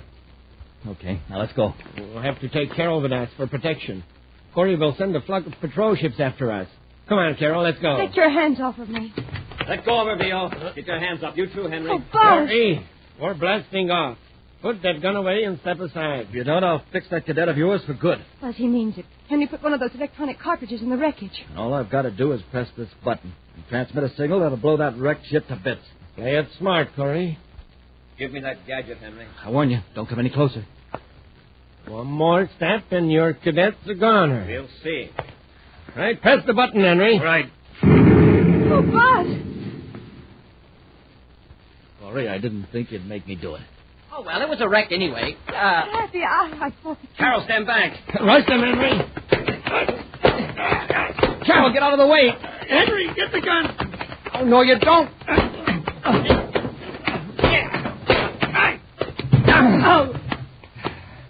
Have any more ideas, Vio? No. Buzz, I nearly died when that wreck exploded. I thought that Happy would be blown to bits. I caught a glimpse of Happy through the window. He'd already gotten out of the ship. I couldn't tip you off in front of these two. I'd pried myself out of the wreck with a hunk of loose metal. Happy, let's get these characters into their ship and take them to Terra. Yes, sir. Come on, Henry, on your feet. Vio, where's that pouch full of evidence you stole from us? They destroyed it, Buzz. They burned it. Yeah, at least we got ahead of you there, Corey. Now you can't convict us of larceny and fraud. That isn't going to help you, Vio. No, compared with what we've got on you now, larceny and fraud are going to sound like flattery. An exciting preview of next Space Patrol adventure in just a moment. But first... Hi, boys and girls. This is your commander reminding you to send in today for a pair of space binoculars.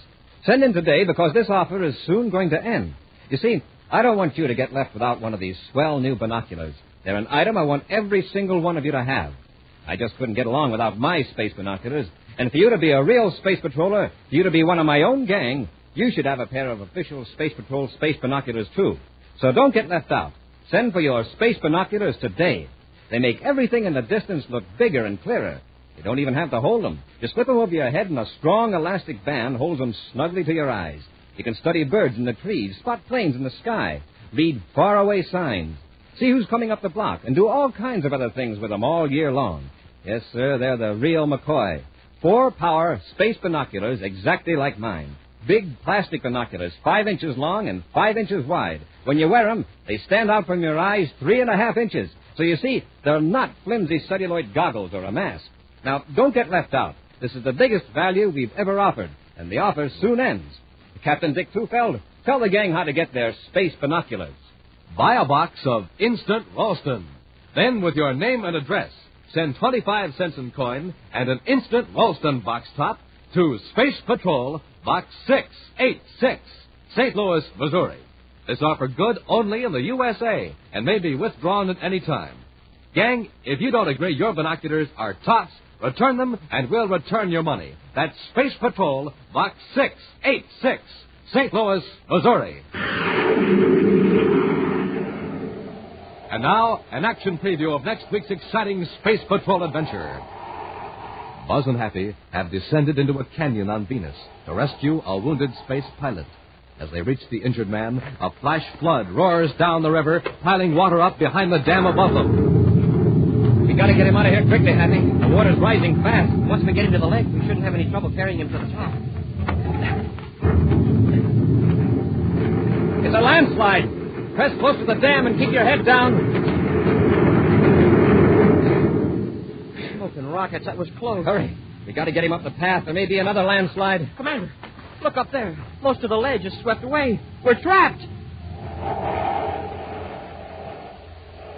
Be sure to be with us next Saturday for the exciting story, The Mysterious Meteor, when wheat checks, rice checks, and good hot roastin' again present Space Patrol!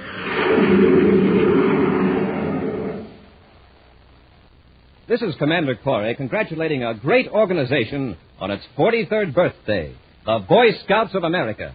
You're an inspiration to youth, a part of America itself. Space Patrol salutes you, Boy Scouts of America. Space Patrol, an original Mike Moser production starring Ed Kemmer as Commander Corey and Len Osborne as Cadet Happy, was written by Lou Houston, directed by Larry Robertson. Other players were Ken Mayer, Virginia Hewitt, Bela Kovach, and Stephen Robertson. Dick Tufeld speaking. Now, don't forget to tune in next Saturday and every Saturday when wheat checks, rice checks, and good hot roastin' again present the new exciting Space Patrol. And be sure to see another exciting Space Patrol program on your local ABC TV station. Consult your paper for time and channel. Space Patrol comes to you transcribed from Hollywood. This is ABC Radio Network.